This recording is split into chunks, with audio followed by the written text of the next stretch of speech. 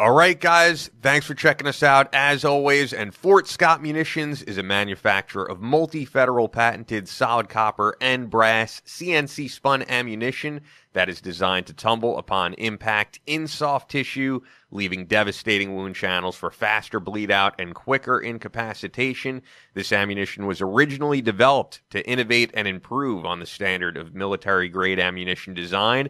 It was found that not only did the TUI ammunition outperform competitors in the self-defense industry, but it quickly became apparent that it would be a top contender for hunters alike. With the ammunition being CNC spun, the tolerances are some of the tightest on the market, ensuring that you receive the same results with each pull of the trigger. Fort Scott Munitions is available throughout privately owned businesses in all 50 states, as well as direct online through fortscottmunitions.com.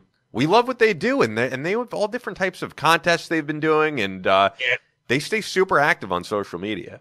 Ryan Kraft with the Kraft family, they do a great job because they figured it out. You're getting ammunition developed by a super genius. I just basically call him Rain Man because that's why it's the best stuff out there. But it also plays into their entrepreneurship of Fort Scott Munitions as well. So fantastic. It's just they have a hard time keeping it on their shelves right now. Yes, they do. They're doing their best. Yeah, they do, and they have other great people who really stand behind them, who know their stuff far more than I do. Maybe not as much as you do, but guys like Hank Strange stand behind them, and Hank knows his stuff, man. So check them out. Once again, fortscottmunitions.com, and you guys know it by now, but use exclusive code Battleline. Use that as the promo code, one word, and you're going to get 15% off your order. Only available to listeners of the Battleline podcast. Fort Scott Munitions is a proud supporter of Chris Peranto, Battleline Tactical, and the Battleline podcast. Let's get right into everything.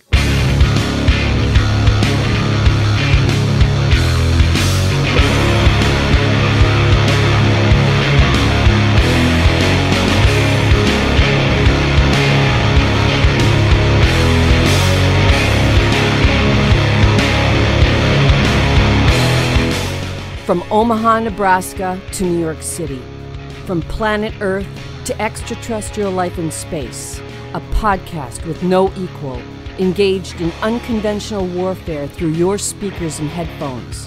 This is a show about embracing the suck, conquering your demons, and finding God in the face of adversity. Chris Tanto Peranto. Twitch is on. Motherfucker, I'm going to shoot you in the face. Ian Scotto. You know, Ian and I have been dating for a long time. You are now tuned into the Battleline podcast.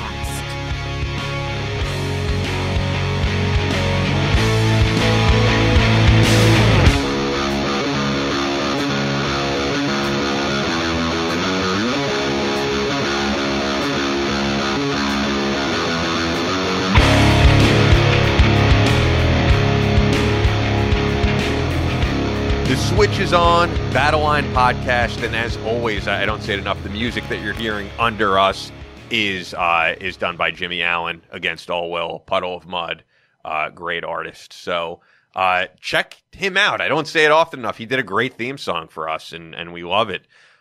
Big news of the day, of the week, of course, is that baseball is back, and you might not know this, but I feel like I'm obligated to mention it just as a New Yorker when we talk about sports. Mike Francesa has retired again from radio. I think this is like the third time he's retired in like 3 years. But he's only been doing 1 hour a day on FAN, and he is like, he says I want to spend more time with with my family, but he does the show from his house, and it's only an hour. But I guess he's just had enough. And I don't know. If you're doing that for years, I'd be saying I'd had enough too, man. Yeah, maybe. Guys need to actually retire, though, when they say they retire. They just we got to be done. I mean, I get coming back 2-3 times, two times, but 3 times, or would it be the 4th time if he came back? 4 times? I don't even know. It's hard to add up, but yeah, today I'll probably check it out. It's going to be his last show. But I know you're a 30 for 30 guy. Did you see the 30 for 30 on Mike and the Mad Dog? No, I haven't. I haven't seen that one. Oh. It was a good one, man. It was interesting because those two guys were paired up in radio, and they really didn't necessarily like each other. Like the first couple of days, they were saying to programming, yeah, can't work with this guy. I don't like this guy. Like, just give me my own show. And they insisted on pairing these two together, and they got it right, man, because the show was extremely successful and two very different personalities. Chris Russo's like a really over-the-top, excited, like, hey, how are we doing today, everybody? And Mike is so laid back that he sounds like he doesn't even care about being there, but for some reason it just worked, and it's a good 30 for 30. I would check it out. I recommend anybody to watch those. They're good stories. They're really good, heartfelt stories, and they show kind of what we talked about on the podcast with our guests. With the majority of them, when we get into it, and if we're not just having a good time, just joking around, but it's the overcoming adversity. It's they fail, their obstacles, even some of them growing up. You've got. Well, there was an Oklahoma runner, and I'm drawing a blank because I want to say Leroy Selman, and that's not. He was the defense. He was on the defensive side of the ball, but he played for Barry Switzer at Oklahoma. But his upbringing was unbelievably hard, and he was supposed to be the next Jim Brown. And he went to school, and he had problems, but he was tearing it up, and then he just kind of lost the passion for it, and I think Barry Switzer kind of drove him out too. He just got tired of the coach. I've had that where I've had a coach that I just didn't like, and it's hard to get through a season that way. But and it wasn't my dad, guys. My dad coached me too. I love my dad. My dad was a great coach when he coached me for a couple years in high school. But do you still keep in touch with your dad? I know you do with your mom. Yeah. So no, Dad. I mean, but in our family, my dad's like, I call my dad, and he'll be like, did you call your mom today? She's like, yeah, I'm calling you. Yeah, I'll call her later. Is she there? Can I talk to her? I'm talking to you right now on the phone. So they're like my parents too, still happily married, all that good stuff. That's great. They're good. They're good to go. They're the standard. The standard how we families should be, that they stay together. You marry and you stay together forever. It's the standard, but you know what? I feel like, especially with my generation, I feel like it's rare, man. I think it's a rarity that my parents have been happily married. Probably going close to 40 years at this point. I don't know exactly.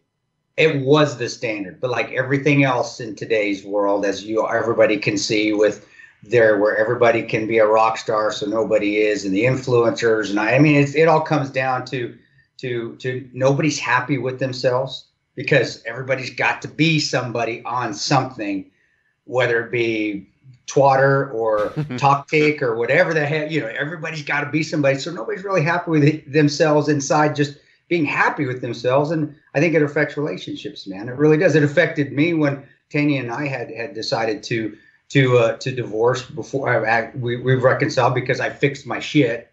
I was the one that was all jacked up because you really weren't happy with who you were. And that's what was perfectly inside us. I wasn't really happy. And I think a lot of the social media influences that, which again leads to failed relationships, but also, having, you have a dual incomes now. You have both mother and father, both husband and wife going out in the workforce. And bro, it's tough. It's tough on relationships. And I don't think there's a priority on relationships like it was when our mom and dads were growing up either.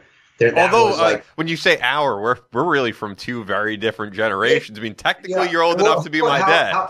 How old's if you don't mind me asking, how old's your mom and dad? My dad is 69. He's about to be 70, and my mom is 61.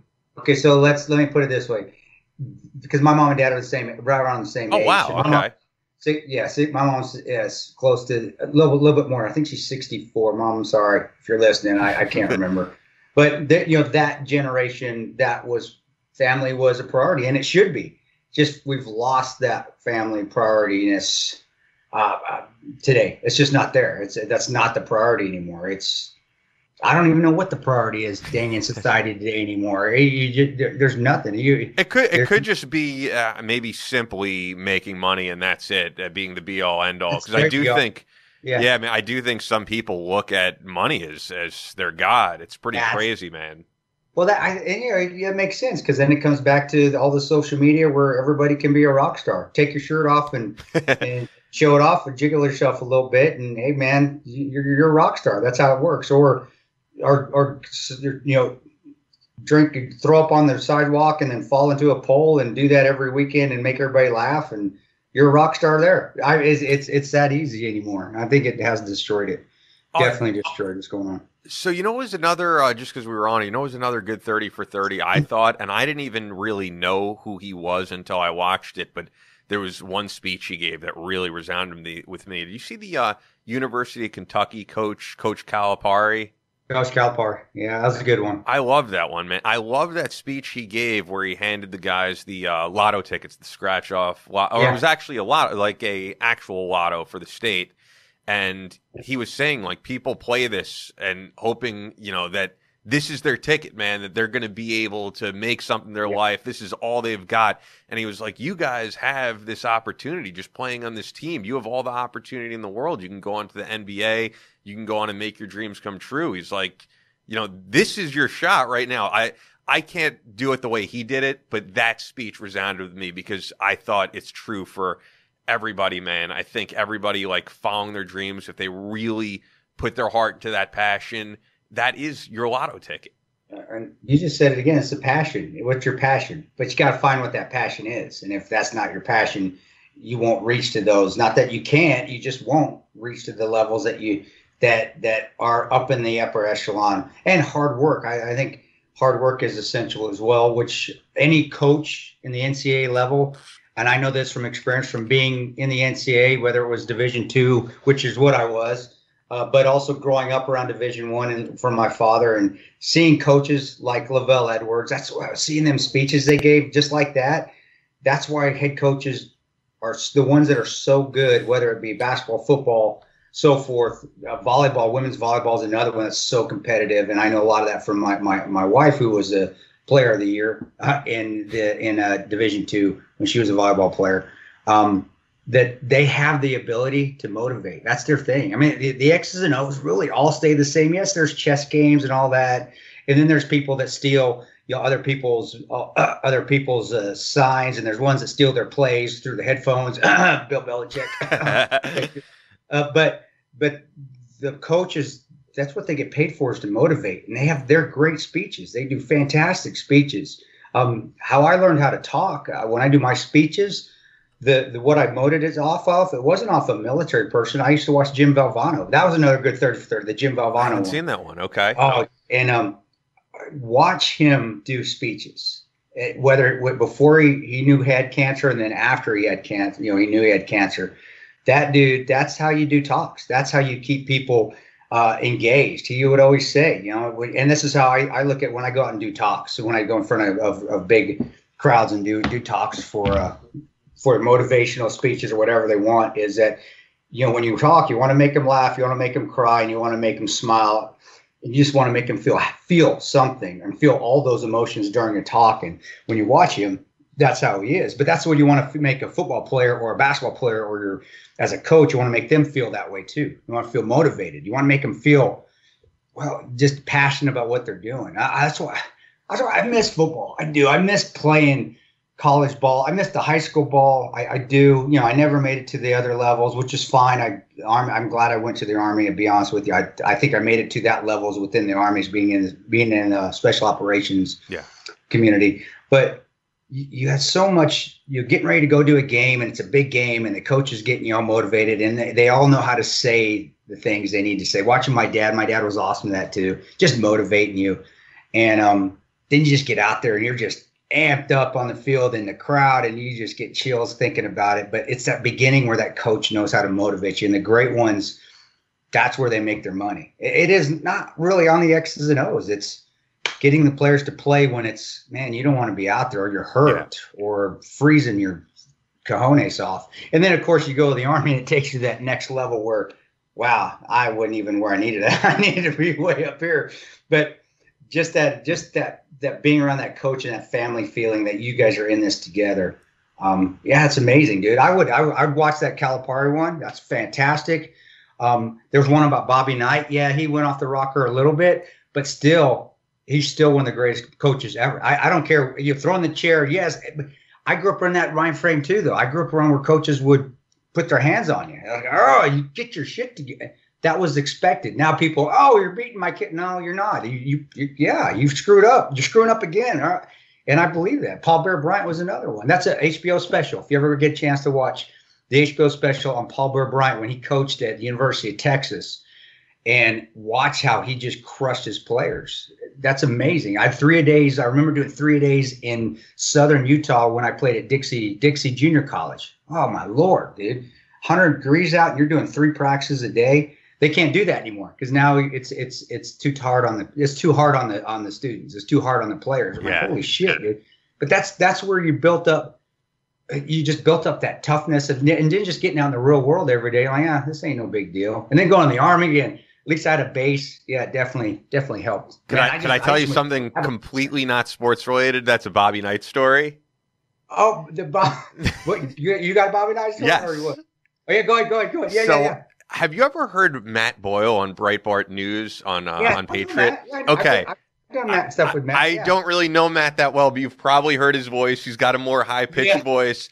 Doesn't have the more bassy voice like even me or you, So Bobby Knight, he's been a little bit more politically active, openly conservative, went on Breitbart I didn't know that. I didn't know he was really? Apparently no, so. I know. I think he's a Trump guy, or at least was 4 years ago, and he went on Breitbart News to talk to Matt Boyle. Yep.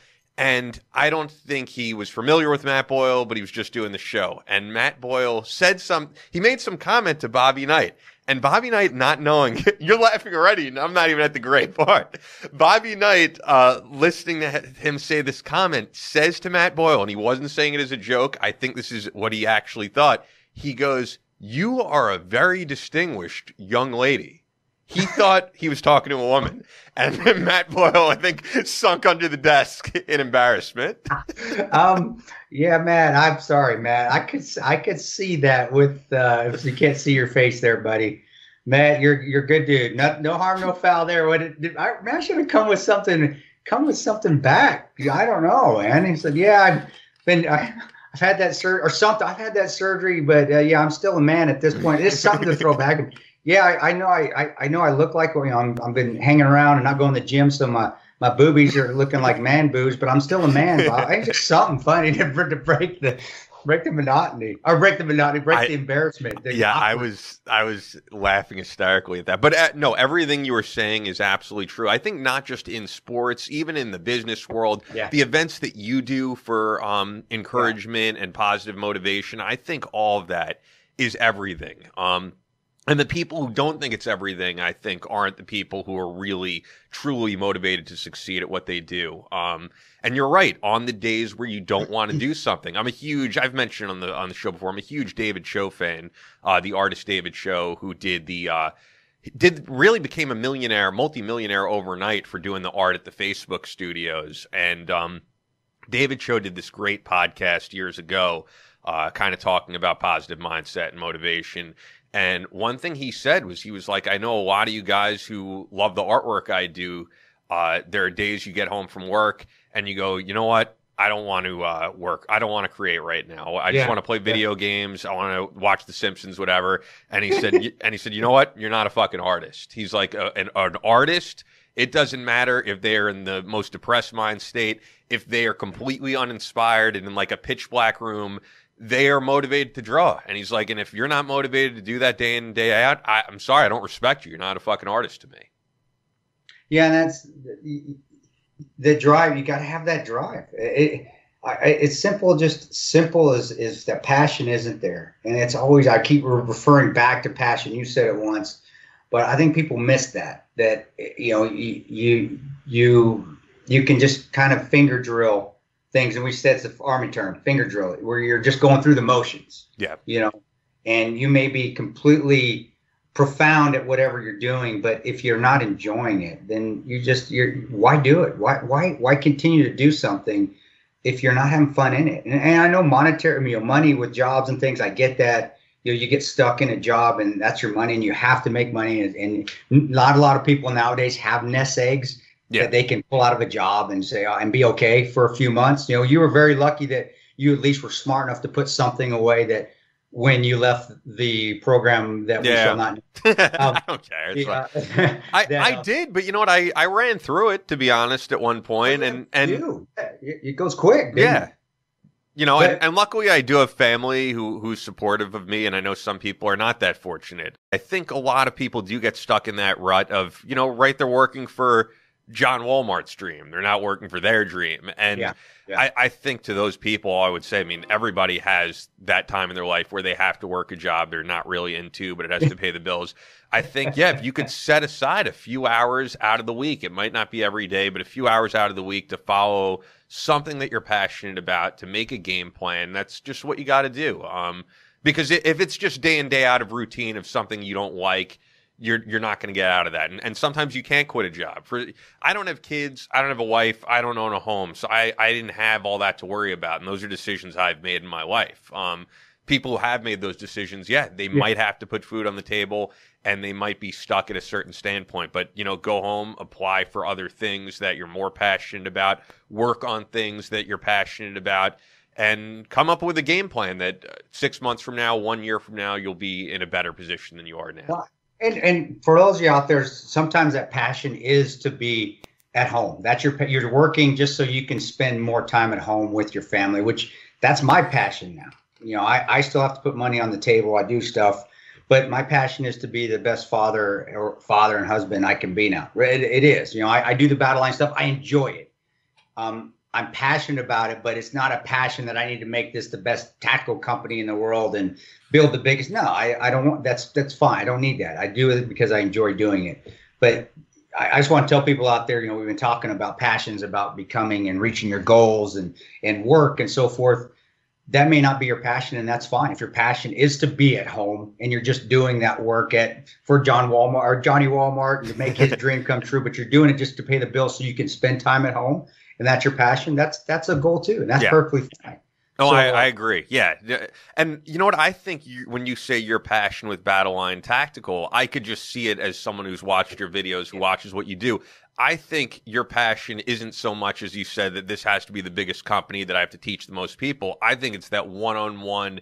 I am teaching a guy something he's never done in his life before, and I am building his confidence up. And you know what? Money is not as important as that to you. I know. It isn't. It is. The smile. It's the smile. Really, that's the biggest thing. It's the smile and people having fun and enjoying themselves out there and learning a few things or two. But yeah, that makes me feel good more than anything, is seeing somebody. Yeah, man, this is great. I'm having a blast when they say that, and then they're doing the stuff right too. Because you'll get a lot of the gun community. I'll be honest, it's just as bad as some of the liberal community as well, where they just beat each other up.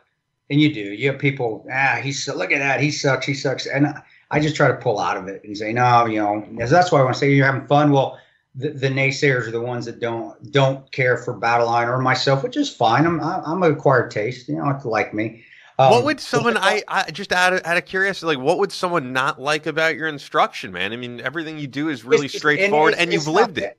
It's just a competition thing. It's just a put down thing, and that's where I say there's a lot of egos in the 2A community and insecurity. So you don't find a ton of it, but every once in a while, what's he know? He sells sunglasses. I'll get that. Whatever. You got me. All right, cool. But to those people, what led you to the sunglass gig? Look at why you're there. Why people know your name. Beautiful aged face that's been aged nicely in the southern Afghanistan and Iraqi sun. I know leather face. I just know that there's so many NRA instructors out there who, and this is just the truth, they'll be like, oh, if you're in a lethal situation and you need to kick down a door, and then you ask them, well, have you ever been in a situation like that? Most of them have not. You've done it. Yeah, and that's where I will tell people, no, it's the last thing you want to do is go, especially by yourself, because guess what?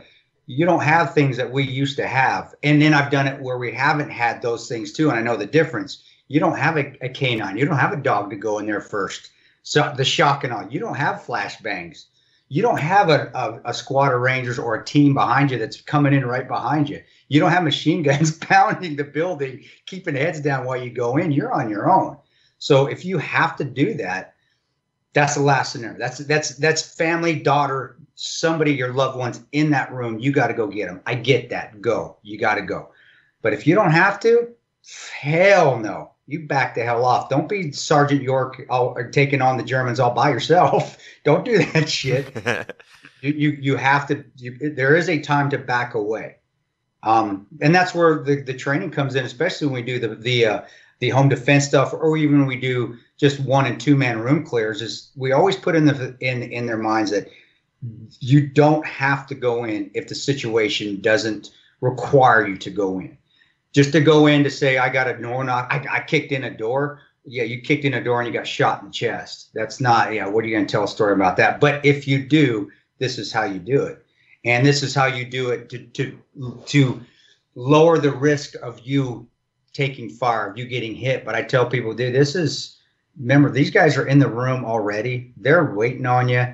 They don't have any rules. They don't care if they shoot a bad guy or they don't care if they shoot their buddy that's there with them or somebody through the wall in the next house. They don't care. So you go in there, just be ready for just somebody just going back and forth and brrr. And I wasn't on this off, so I'm not gonna say that I was right there. I was, but there, and I don't want to tell his name because I don't know if his family would want his name out there. But there was a 275 Ranger that and he was in a different company than I was, fantastic. And he was a tremendous Ranger. It was awesome. Very motivated. I mean, he was that Ranger smash. Go in, kick the door down, kick everybody's ass. And that's Ranger mentality. And you're able to do that because you have so many other Rangers around you, Spectre gunship, little birds coming out. So you got that. But it's as easy as that, as somebody so experienced that had been doing a lot of room clearing there and I want to say it was Iraq. Was it Iraq? Yeah, it was Iraq. There was a terrorist, an Al Qaeda terrorist, AQI, hiding in a big, like an armoire, a closet, and he had an AK-47. He flipped at the auto, and all he was doing is when they were coming in the door, he's just going, brrr, and he caught a round going in. And this guy's professional. He's tremendous, and that's as easy as it can be. And he caught him, and he caught the 2-man coming in behind him. That's what I tell people. That's all it takes. You can be the greatest person in the world, but you coming in that door, he knows you're coming in the door, or she knows, because women can be bad guys too. Just as they can be good guys, it can be SEALs and Rangers and so forth, because we got them all going in the military. They can also be bad guys. They all they have to do is pull the trigger and just do this. You have to aim where you don't have to know where you're shooting. You're just spraying in that room, and it takes one bullet took him down, another bullet took his buddy down, and then there was another Ranger in the hall that had a saw, or a Mark 46, a saw, a belt-fed weapon, and he just stuck it in the room and did it back. He just and took him out. So you can get all this tactics down. You can get to fine-tuning the movements, all this shit down, but it's as simple as somebody just pulling the trigger and just spraying in a room, just like this.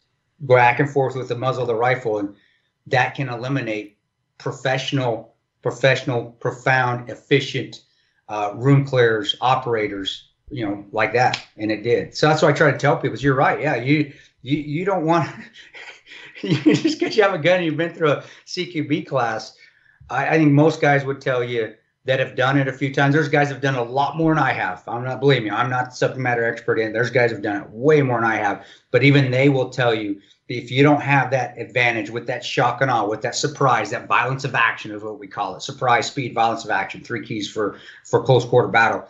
If you don't have that, maybe it's not the best time to go in through that door. You may want to find another way, or you may just need to wait. But like I tell people too, I get it. If it was my daughter or my son or my wife, yeah, I'm going in. Or if it's a school, if that's your job, Florida, that's your job, is to go in there and take people out to save kids.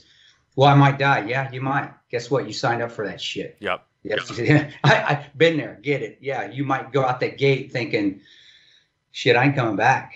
I get chills thinking, because I remember thinking that, and we go back to that night. But the rest of the time, I felt in control. A lot of times where we shut out that gate or we're doing anything, I felt, okay, I got this. I'm in control. I know what's going on.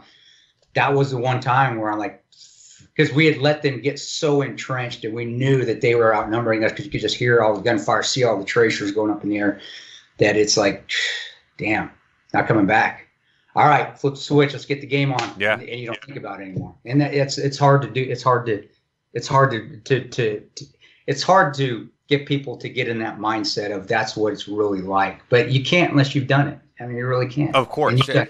What you're saying reminds me the one time I got a chance to interview Medal of Honor recipient Dakota Meyer, who would be great to have on hopefully at some point. Dakota's a great guy. He's a great guy. From the time I talked to him, he was. But the thing that he always says when he recalls the incident that he won the Medal of Honor for, or received the Medal of Honor for, I should say, he says, I didn't think I was going to die. I knew I was going to die. Yeah, I thought more of and that guys go that, and that's fine. You get that outcome because then you don't worry anymore. Guys that go that route, there's nothing wrong with that because then the worry's out. You're like, fuck it. It is. It's more of fuck it. All right, let's go.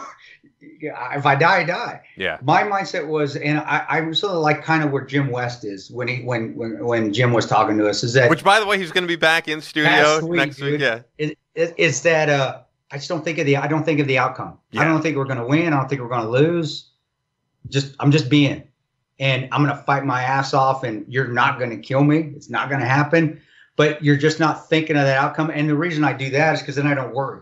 See, when I hear that, it's to the civilian mind, it sounds, that's why people kind of idol worship some of you guys, because it sounds insane. And it makes you think I think to the average civilian, they think you kind of have to be crazy to do the job. Yeah, you do, and they train you to be crazy, and you get that mentality because you're around the similar guys with similar mindsets. So crazy breeds crazy, a little bit.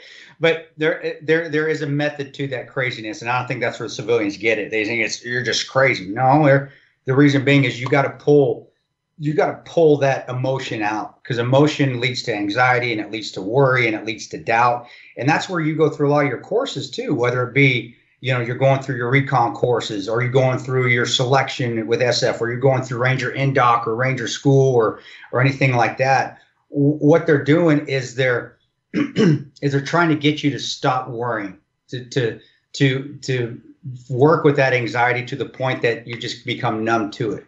And so they just want, that's why most guys will quit, not because of the physical. And it's arduous. All this stuff starts. You got physical stuff in there, but every guy in there, by that time, when they get to that point, can handle the physicality of it. They can. They're strong enough because they've been through all this stuff up to that. It's the mind games, the fuck games that I call. And I actually wrote about in the Ranger Way. It's that they can't handle of what's going to come next. Oh my God, what? And they will. The instructors, that's what they're trained to do, and that's what I would do as instructors. That you're putting in these guys' heads that tomorrow is going to be so awful. The training is going to be so awful. This is terrible. You guys aren't going to. And it's really not. It's not. But you've put that seed in your head. And guys that can't handle that anxiety, their head just keeps spinning and they go down that rabbit hole. And they're like, I can't take it. I don't even want to know what's going to happen tomorrow. I can't take it. And I've seen that happen.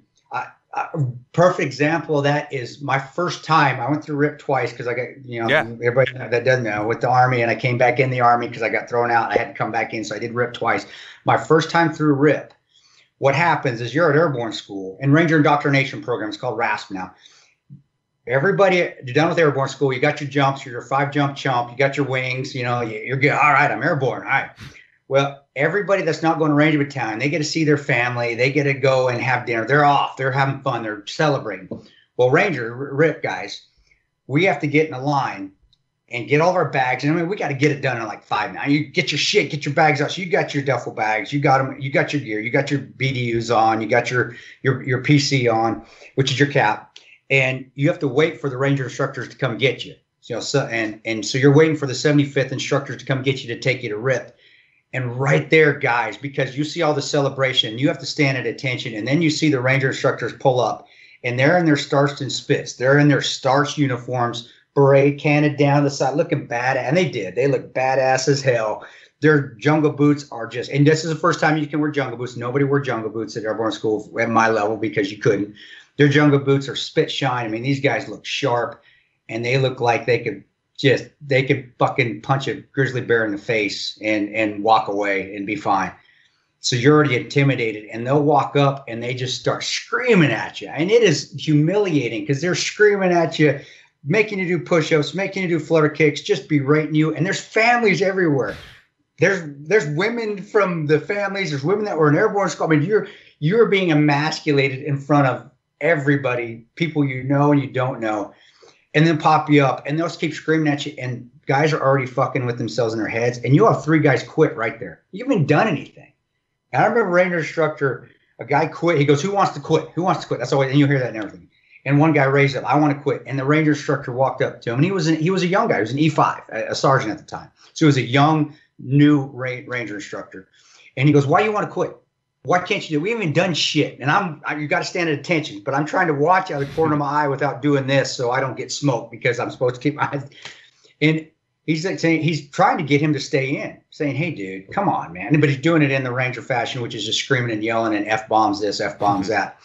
But it's that mindset, dude. It's that what I'm getting at is that people will fuck themselves up and quit something way before their body just because their minds go out of control. Coming back to combat, what Dakota's telling you about, what I'm telling you about, it's that training right there that starts you on that path where you're able to turn that emotion off because you're trained to turn it off. You've been emasculated so many times, you've been trained so many times that you just get to the mindset where like, hey, it's going to suck. So what? This is going to be terrible. Don't make it worse than it already is by creating all that anxiety and worry. Just get through it. Just get it done. Let's get it started. Now it's to the point where, let's just get it started. Get it over with.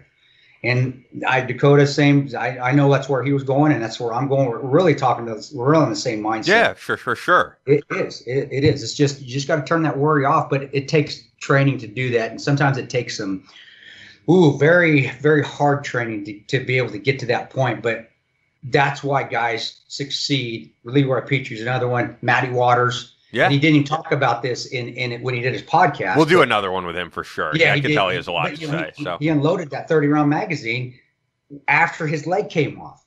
Amazing. He had the mindset to shoot, and he didn't get into it. He's like, shit, I should have talked about it. So we'll have you on again. Oh, yeah. But his gun failed because a piece of shrapnel that went off and took his leg embedded in his M4. So when he was shooting, he got a magazine off, then his gun broke. This is all while he's getting shot, and while his leg's gone and there's bullets going everywhere. But that's the mindset that comes through it, is that what are you worried about? All right, well, shit, I'm hit. And he probably didn't realize he's hit because he's been through it so many times. He's like, okay, let's take out the objective. My brain, emotions turn off. Now I'm just angry at who just shot me. Yeah. And yeah, well, I know I'm going down a rabbit hole there. And I remember that.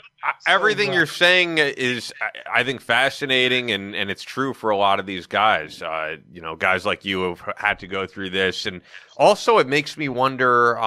You're a guy who has had anxiety over things later on in your life, and so if you're someone who has that, how do you turn it off?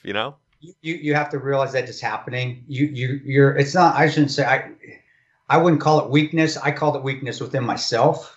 Because during that time when I got out and got into when the movie was going on, the book gone, I let myself go from this person, the Tano that was downrange, to now being this in public figure Tano, and you start to let little things get into your head because of money, because of popularity, because I gotta have so many followers, and you buy into that bullshit of media and social media and how many followers you get, because you think it reflects who you are, or it reflects the person that you are. Well, how many followers did I get this week? Oh man, I'm failing. I'm terrible. And you allow yourself. That was me. I allowed myself to go into that mindset. The only way I could pull out of it was saying, okay, wait a second. I'm going to shit can all this, and I'm still the same person I was with 500,000 followers, or when I was in Kandahar in Afghanistan. It's so funny to me, man, because that is not you at all, or even the guy that I got to know years ago. I never saw you as someone who cared about social media following or any of that. I mean, genuinely meeting you, I just always gravitate towards genuine people. And I know the people who are obsessed with popularity and fame, and you never struck me as that type of person. So that's why it's always weird when I hear you say that. I wouldn't say obsessed. I was going down that road. Yeah. And that's where I stopped. I was like, and that was me being able to see it. You have to be able to see it. You have to be able to say, wait a second, this isn't me. Look in the mirror. And then you have to look at the man in the mirror. And I looked at the man in the mirror, and this is what I tell guys that are doing the same thing. I said, always look in the mirror and go, is this the person I want to be tomorrow?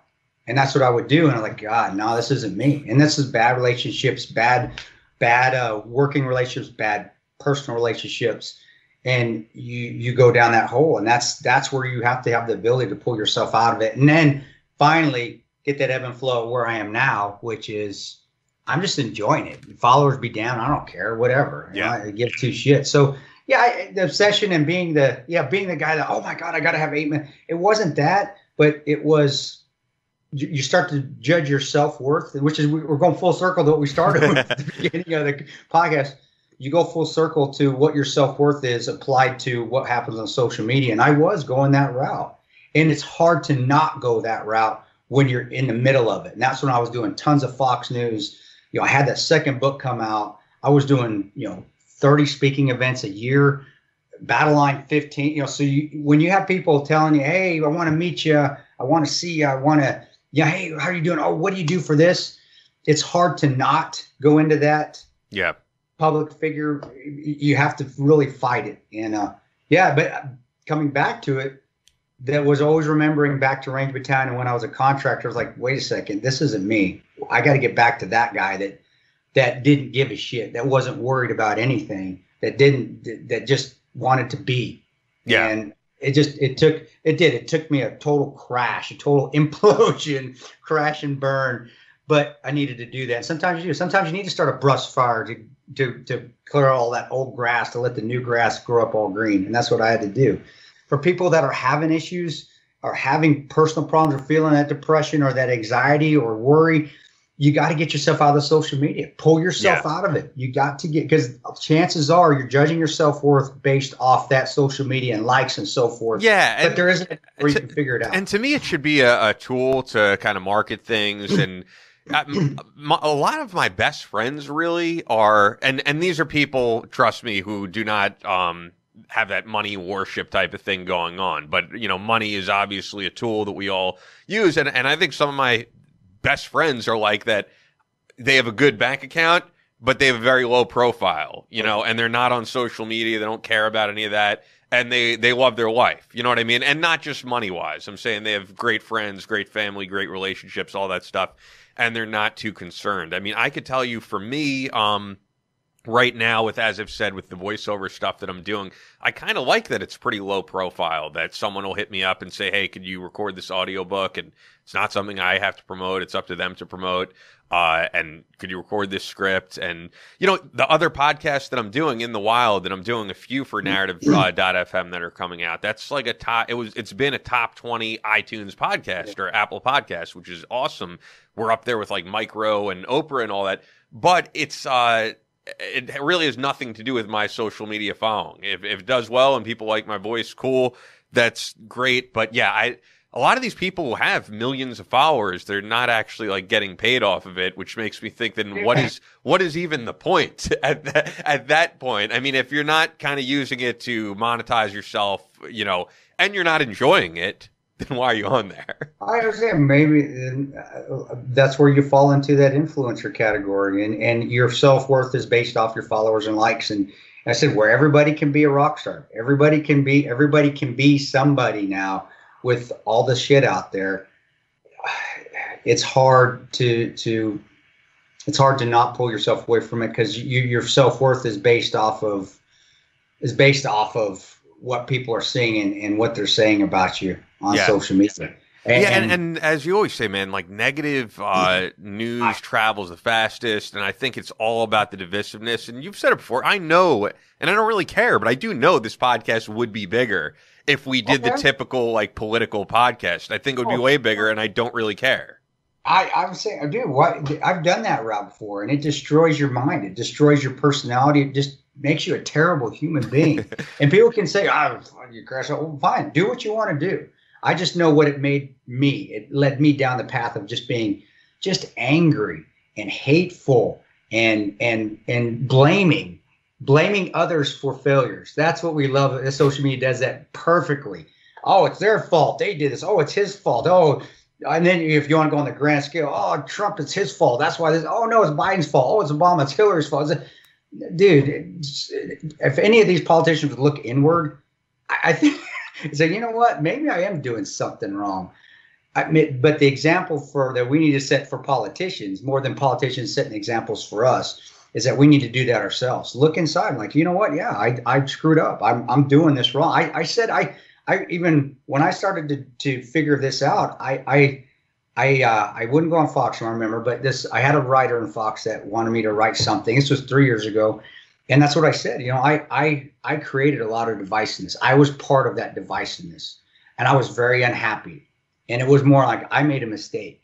I don't think you should. It was, and I know it was actually, to go back to the show with Alex Jones, he said the same thing, where that it wasn't fully a mistake in that.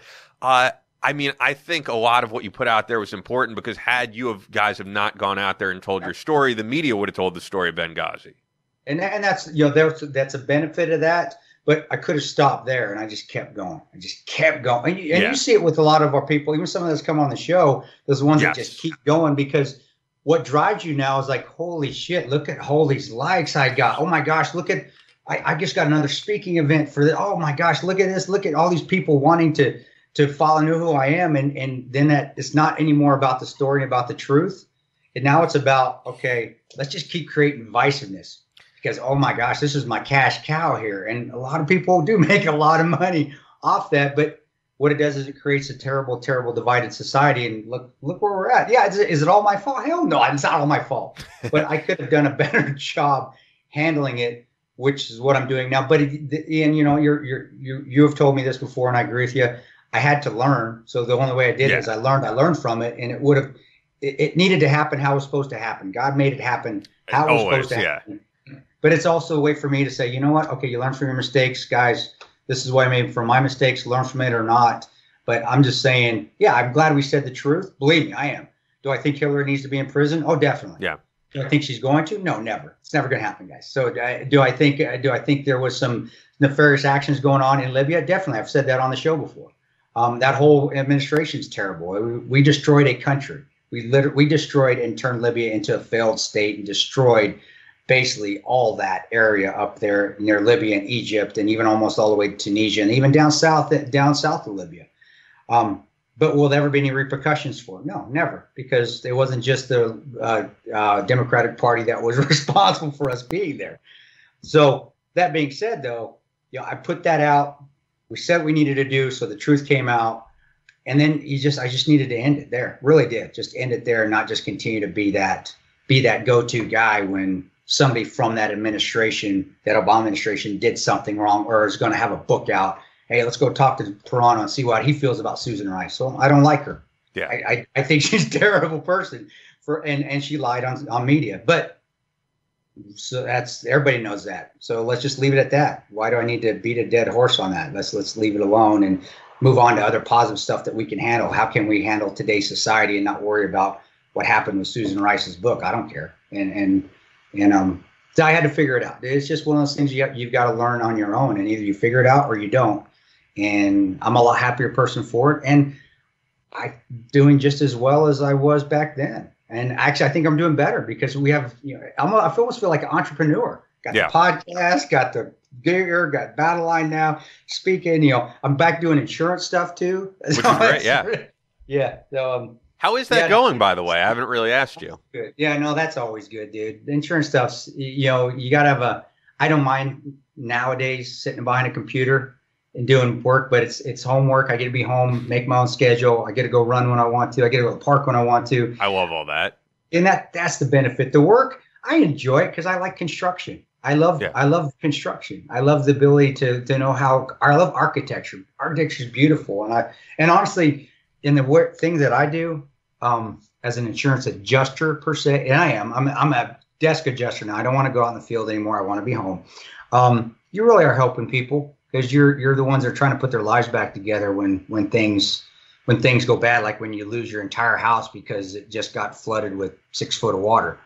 That makes you feel good, but it's just fun. I don't know. It's weird. People are like, oh, how do you enjoy doing that when you did everything else? I don't know. I just do. I enjoy it, and it was always going to be the thing I came back to when all the tactical stuff, when all the deployments were done.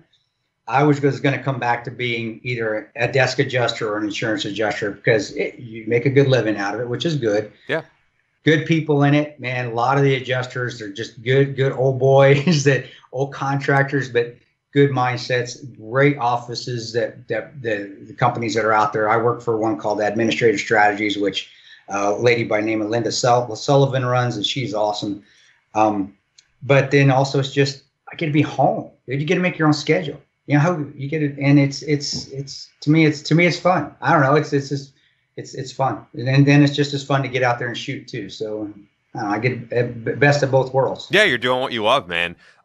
Before we get to emails, I wanted to ask you about this because I saw your Facebook Live that you did, maybe somewhat inspired by Brad Thor, maybe talking it up, but you are now doing... That was. Yeah, that's awesome. So you are now doing virtual signings for the Patriots Creed while this is all going on, and you can't really be out there doing what you love, which is you're actually shaking hands and talking to people.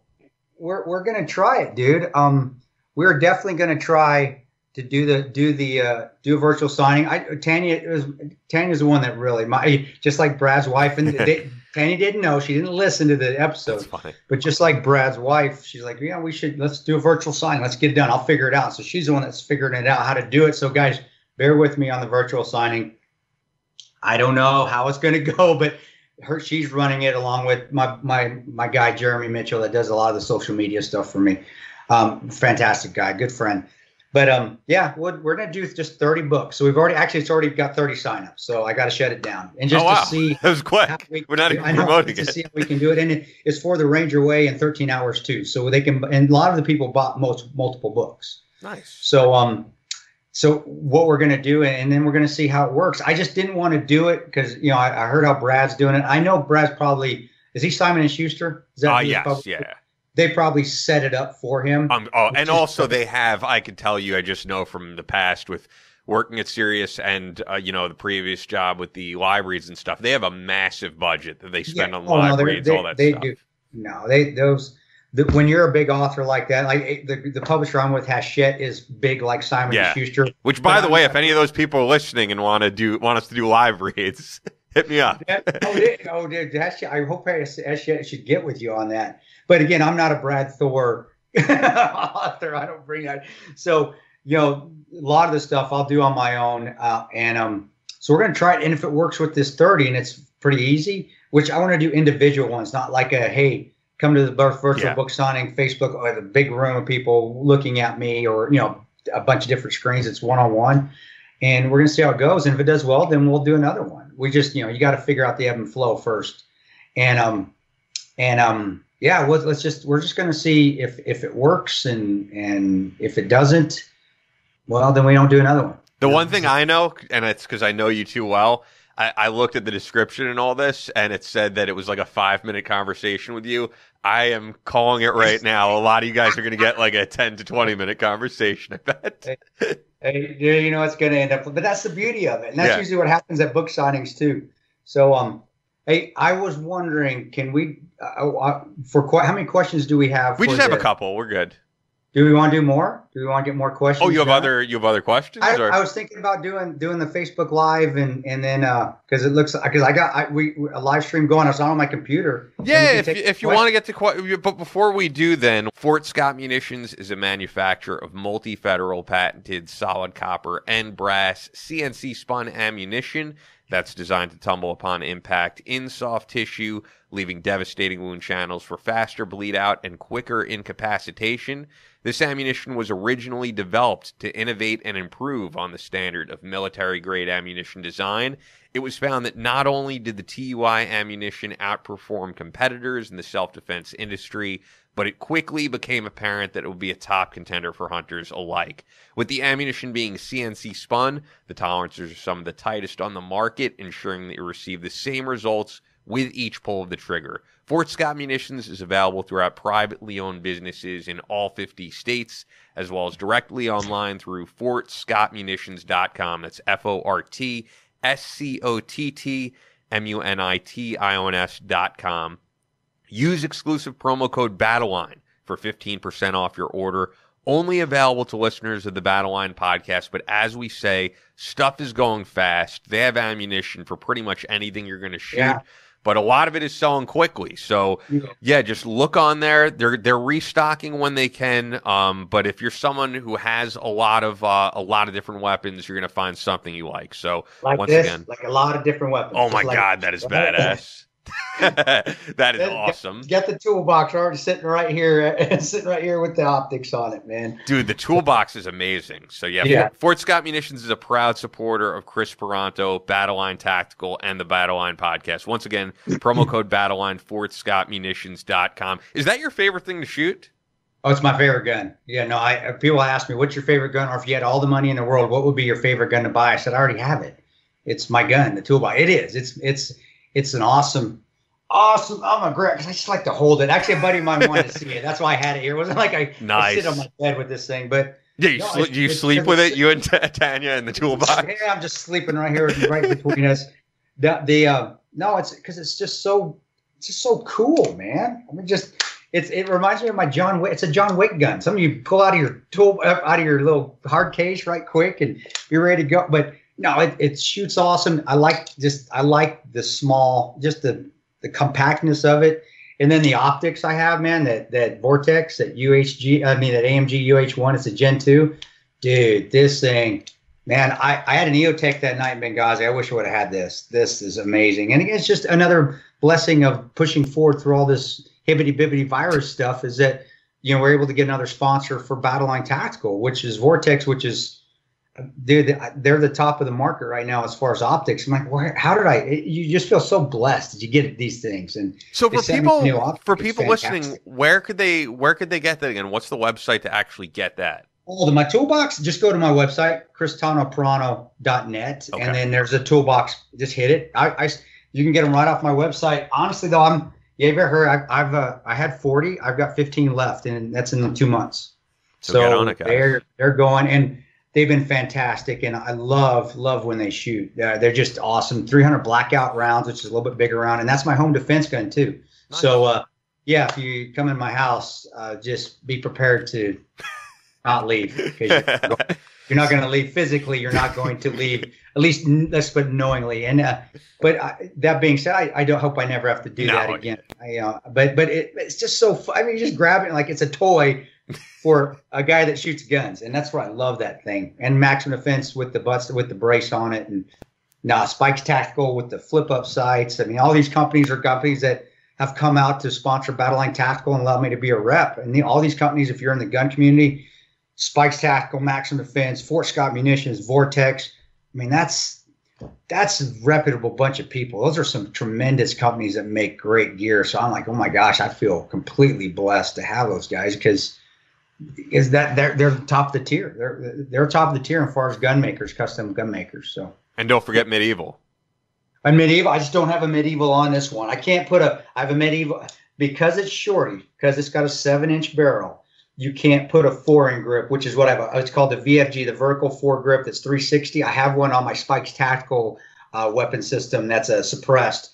It's not legal to put one here. It's illegal because this is considered a pistol, and I don't know why I think it's just to make more money on a tax stamp but I can't put the 4 grip on this one. But yes, Medieval is another one that's tremendous, but I can't put the 4 grip on this gun, or it's illegal. And the ATF could actually kick my door down and confiscate my gun, and even take me to jail if they want. If you want to find an asshole ATF guy, he could if he wanted to. But yeah, Medieval's tremendous, and I just can't have the 4 grip legally on that rifle because the barrel's too short. So with that, man, you want me to get to the questions here first, or do you want to get to people? Yeah, let's do the questions first, and then I've got it set up now. Because when we did that last one, you could hear my keyboard going. Yeah. Well, I got the computer. I've got it set up now, so. Man, if we only have a few, I'd love to, man. Yeah, that's fine. So you want me to start with these, though? Yeah, let's start with those. And guys, if you're watching right now, if you have any questions, how many? We're going to do these 2, and I'm going to talk for about 30 minutes. No, I'll shorten it down. Your call, man. I'll start with this one, which is a question for you from our friend Audacious Andy. Good question. So she wrote, music being a form of therapy, as it is for me. Chris, what music is on your playlist when you work out and run, and which song can you listen to over and over again, and it still feels like the first time you've heard it? Thank you, Andy. I have a very, very, very varying playlist. On my workout playlist, I've got a group called Aquid, which is they're a Spanish, they're not Mexican, they're a Spanish rap group.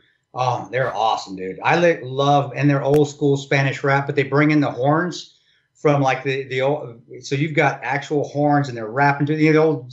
When you go to a Mexican restaurant and you hear the mariachi, you hear the horns play, yeah, it's not really mariachi. There's a name for it on the horns, and I forget the specific name. But you've got tubas and stuff playing. Well, they do that and they rap to it, and it's dude, it's awesome. So the Aquid, they're called AK. If you're any guys, if you like. And you can speak Spanish, but you don't necessarily have to speak Spanish to enjoy it because it's great music. AKWID, Aquid. And then I have, of course, Five Finger Death Punch. I got Puddle of Mud on there. Yes. Blurry's on there. No, definitely. I got Korn on there. So I got my hard stuff. And then honestly, then I've got some soul stuff and there's some old school and then some old school pop music. George Michael's on there, so he'll come in. And then I've got oh, I mean, I can't make fun of you because I'm the same way. I'll have Britney Spears and then I'll have the Acacia Strain, It's just something that gets you going. And then, oh my gosh, I can't remember the Earth, Wind, and Fire. You got, dude, Earth, Wind, and Fire's on there. And then you got some country on there too. I got some, Lord, I'm wondering for Tanto, is it like old school Hank Williams Sr. country or like new pop country? No, it's for workout. It's the newer stuff. It's Low Cash. It's Bradley Gilbert, stuff like that. But it's stuff that still has like soul. It has to have some soul to it. It's got to have some funk in it. And like I said, a lot of the country music comes from bluegrass too, so it has that funk in it. So yeah, low cash, and it's a little poppy, but yeah. Then you've got All That Remains as well. 2 weeks. I'm telling people, people think I'm bullshitting. I think Phil even thinks I'm bullshitting him. But 2 weeks to me is still the greatest rock song. It transcends for years. It's 20 years from now, it's still going to be the greatest. I don't know. It just hits so hard and it's so fast for workouts. I love that song. So we've got a different, a whole bunch of them. And then I wish I could remember the group. It wasn't DeBarge, but it's an old soul group. But I have New Edition on there too, which nice. I know them. People know New Edition, Earth, Wind, and Fire. Dude, I got to see them like when I was working at Sirius in that Fishbowl studio, and and I took a piss next to one of the members. It wasn't Bobby Brown's. I don't know which one. I went to the bathroom and I'm like, I'm next to some guy from New Edition right now taking a whiz. Look, Andrea just said Wham. I love Wham. Yeah, George Michael there. That dude. You can give him all crap in the world. That dude was talented, could sing. And hell yeah. Singers could sing, man. Those guys, and it was good stuff. But that's my workout. My workout is just a plethora. Yeah. As a plethora, as they would say in Three Amigos, a plethora el jefe. Well, since you're talking, just versatile music, I don't know if you've been seeing these versus battles on Instagram that they've been doing. So they've been having like different people who have really large catalogs doing like part of one song and then another guy does a part of another song. And this past week, actually a few days ago, they had Snoop Dogg and DMX, and this thing got like 2 million viewers. And it made me realize, man, I mean, I grew up on both Snoop Dogg and DMX, and you do not realize what a catalog both these guys have. Because for like 2 hours, it was like hit, and it was hits they were featured on, and they're like, I forgot this song, I forgot. And, for Snoop Dogg, it's like Still D.R.E., Gin and Juice, and, DMX is doing Party Up and a million, and you're like, wow, the catalog of these guys. It was kind of how I felt, actually, one of the last concerts I saw pre-COVID was Aerosmith. Awesome show. And it was mainly a greatest hits set. They played about 2 hours, and I left that show thinking they actually didn't play I Don't Want to Miss a Thing. They didn't play Janie's Got a Gun. They didn't play Pink. They didn't play Jaded. And I was like, you know what? If Aerosmith was to play every hit, it would be like a 4-hour set. They have so many hits. It's just those people that are just around forever. And Snoop Dogg, speaking of him, his song that broke him out was off the soundtrack of Deep Cover. Yes. The Lawrence Fishburne movie. That's where I first started hearing with Dr. Dre. And people don't realize that Snoop Dogg actually that's where his breakout song was. It wasn't his own album. It was him. It was a Dr. Dre song, and he was just with Snoop Doggy Dogg at the time. Yes, that's right. And if you listen to that, if you have that, and that's actually on my workout playlist too. 187. Yeah, you're like, some of our listeners are not going to be a fan of this song. Yeah, but if you're not, but it was it was awesome song. And that's just how far back he went. That was what, 1994, I think. I remember where it was. It's unbelievable, man. Time really flies because I even remember some of that stuff as young as I was. All right, I'll get to another one here, and then we'll get to some people that are watching. Yeah. So this is from Adam K. This is an interesting one, and he first says, "Hey guys, thanks again for taking my questions for Derek. It was one of my favorites, although I might be biased. I have plans in the near future to, in fact, visit both of your home states. I'm looking for some help. What's one thing you would recommend in each category that really gives visitors the full experience of New York City and Omaha?" And he has 3 different categories here: fun thing to do, historical thing to do, and best place to eat. Open to all suggestions. Thanks, and keep them coming. Adam K. Go ahead. You go first. You know what? There's such a difference. Omaha and New York. Yeah. Here's my honest opinion when I read this email. I, for the foreseeable future, would not visit New York City. All of the things that you would enjoy here, I don't know what you would do. You know what I mean? Like, if I lived somewhere and I wanted to go on a vacation, I would go to all the natural things we were talking about, whether it's like the Rocky Mountain National Park, Grand Canyon, because you can go there. You don't have to wear a face mask. You're not going to be in a crowd of people. You don't have to worry about all that stuff. If you come here, the great things to do in New York City are like going to a concert at Madison Square Garden or a great small venue like Webster Hall. Can't do that. You know, all these, you know, sitting down inside Del Frisco. Can't really do that. You know, if you want to splurge on a steak, go to a Met game or a Yankee game. Can't do that. So I would opt for not going here. Honestly, I don't know in the foreseeable future when things are going to get back to normal. It is not a whole lot of fun here, man. You walk outside and also, and I don't mean to, you know, laugh at this or any of that, but just the amount of homelessness and the amount of people you see that are on drugs roaming the streets. I mean, it's more people than are working right now. And it's, really? And, you know, I feel sorry for the whole situation. This is not where you want to go to visit, though. And, you know, some of these guys, I will say, you see them with signs that say that they're veterans. I don't know how many of them really are veterans. But you know what? If one of them is, that's one too many. And it's definitely not the happiest place right now. Where I live on Long Island, however, you know, things are getting back to normal. What about Long Island?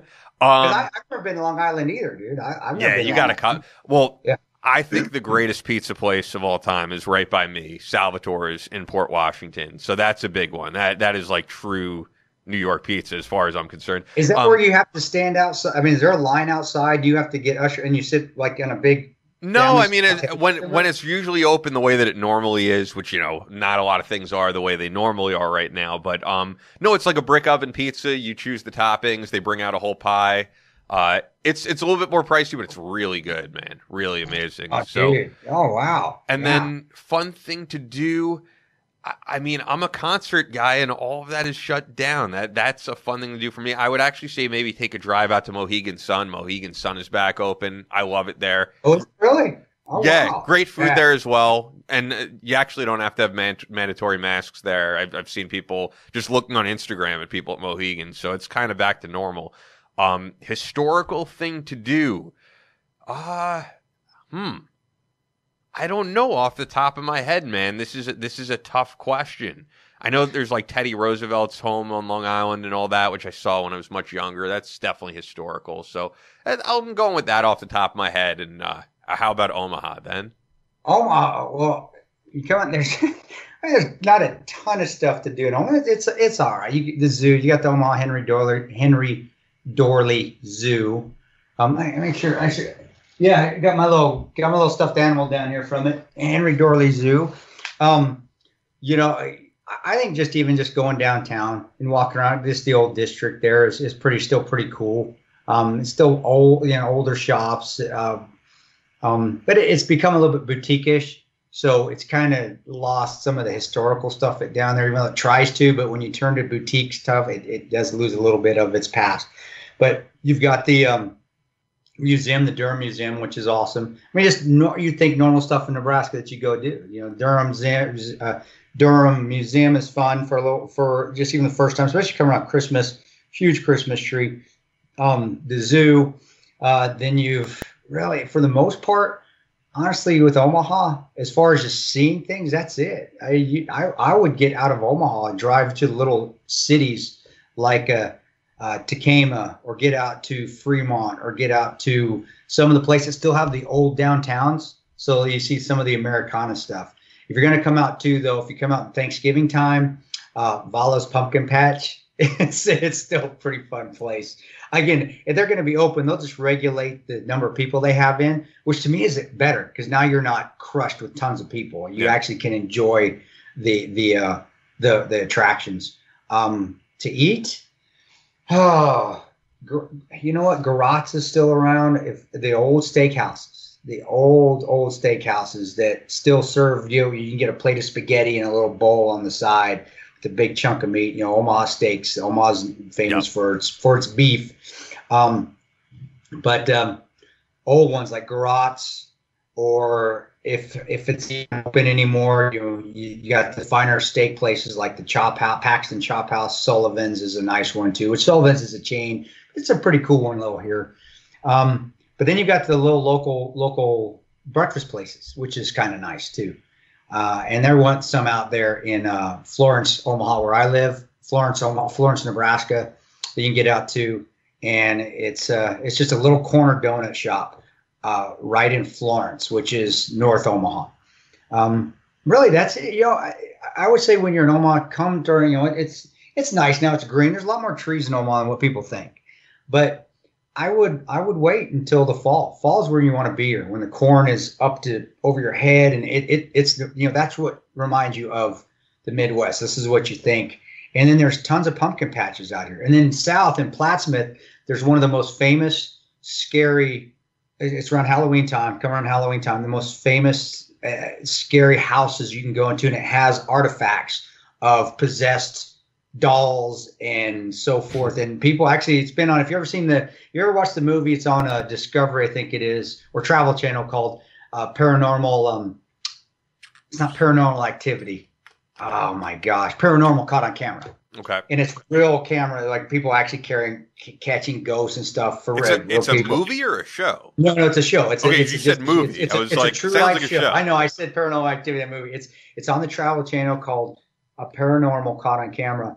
Well, they did a special on one of the houses here down in south of Omaha, and that dolls actually fall off and move on their own because they have security cameras in there when they close it down, and things move on their own in the room. And you can actually go visit this during Halloween, and you can either do the non-scary one, which you do the walkthrough, or you can do the scary one where they put you in there, shut off the lights, and you have to go through the house. And there was a lady that attested, this is why it was on the TV show too, is that she attested that a spirit followed her home from the house. So she was having hauntings in her house after she visited the house there in south. It's called Plattsmouth, Nebraska, which is south of Omaha. Do you buy into that, or?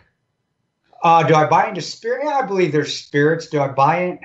No, it's cool to watch, but do I believe there's a Slender Man and all that? No, I don't think so. There's no Bigfoot either, unless I see it. I am, dude. I gotta see it. If I don't see it, no. But it's still cool because if you let your mind go and play, because if I do haunted houses, I like to have fun. I let the mind go that this is haunted. It's cool. It's cool to feel that little, because it's the same adrenaline. So but no, not really. No, but it's still a cool place to go see, because they do have artifacts everywhere of these possessed pieces, possessed items, whether it be a cash register or like a dolls creep me out, dude. Possessed dolls, all the old Charlie McCarthy dolls, those things, Annabelle, those things freak me out. I think just because even if they say they're haunted or not, just because they're too damn lifelike. And I'm just imagining me waking up with a Charlie McCarthy doll. That's the old hamp with the. You ever see? I'm gonna look it up, but you ever see that clown motel that they have? I don't know. I think it might be in like Texas, or that would freak you out, man. It's like an evil clown motel. I think it may be shutting down, but it's on a graveyard. Like, you look behind, and it's a great world famous clown motel. It's in Nevada, dude. If you look this place up, it is pretty scary looking. And there's a guy, I think, who wrote a book about staying over there for a month. He just wanted to see how weird it was. Oh my Lord. And it's like it's the type of part in Nevada like that they show you in like Casino to bury a body. It's like middle of nowhere Nevada, and it's this clown motel with clowns in cages, and all the rooms have like evil looking clown memorabilia, and you look outside and the view is a creepy looking graveyard. Oh my, that would be, I didn't even know that's the coolest thing ever. I got to go to the Clown Motel. Yeah. All right, who out there on Facebook Live wants to go to the Clown Motel? Anyone? Are we getting any questions from them that we could get to? Actually, or they keep scrolling, so I miss it. All right, guys, if we got any questions, Eastern State, let me know. Guys, go ahead and tell me if you got any questions, and we'll answer them here on the show.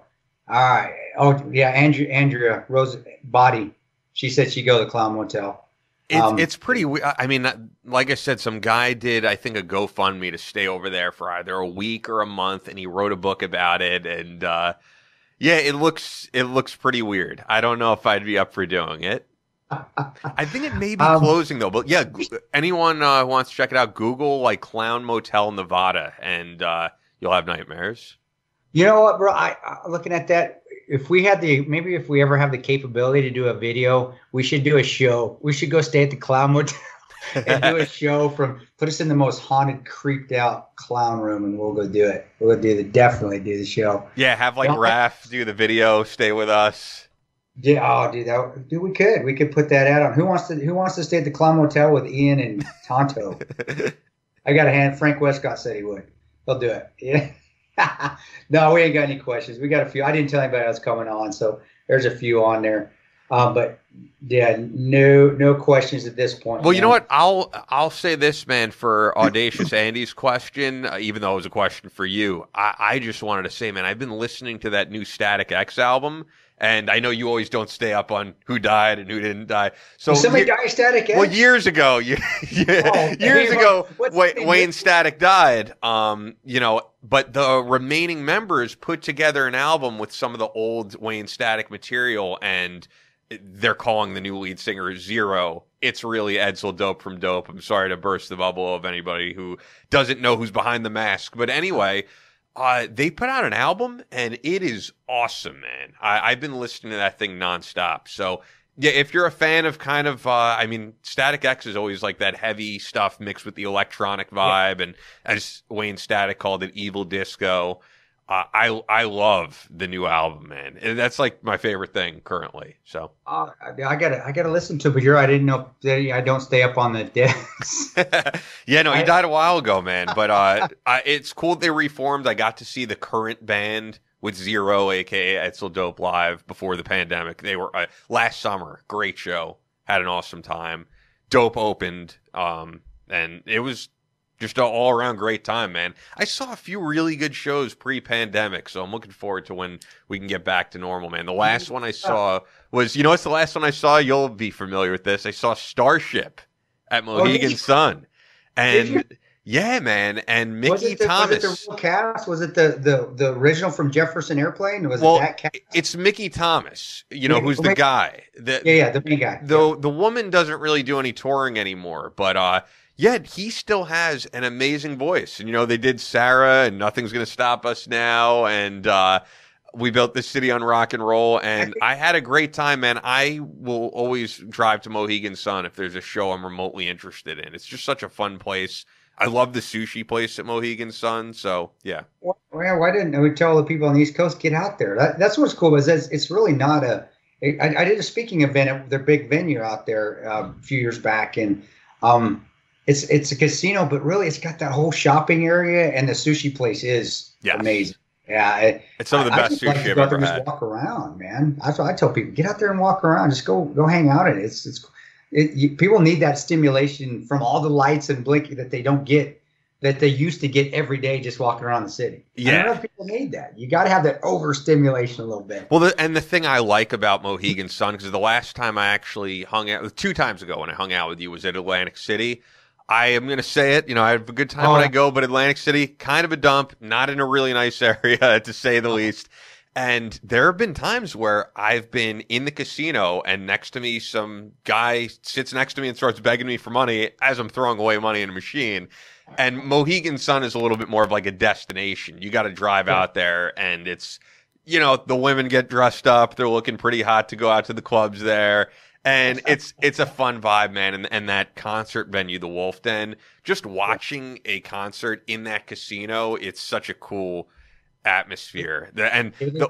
One of the times I got to go, man, Mark Slaughter put me on the guest list for Inside the Wolf Den.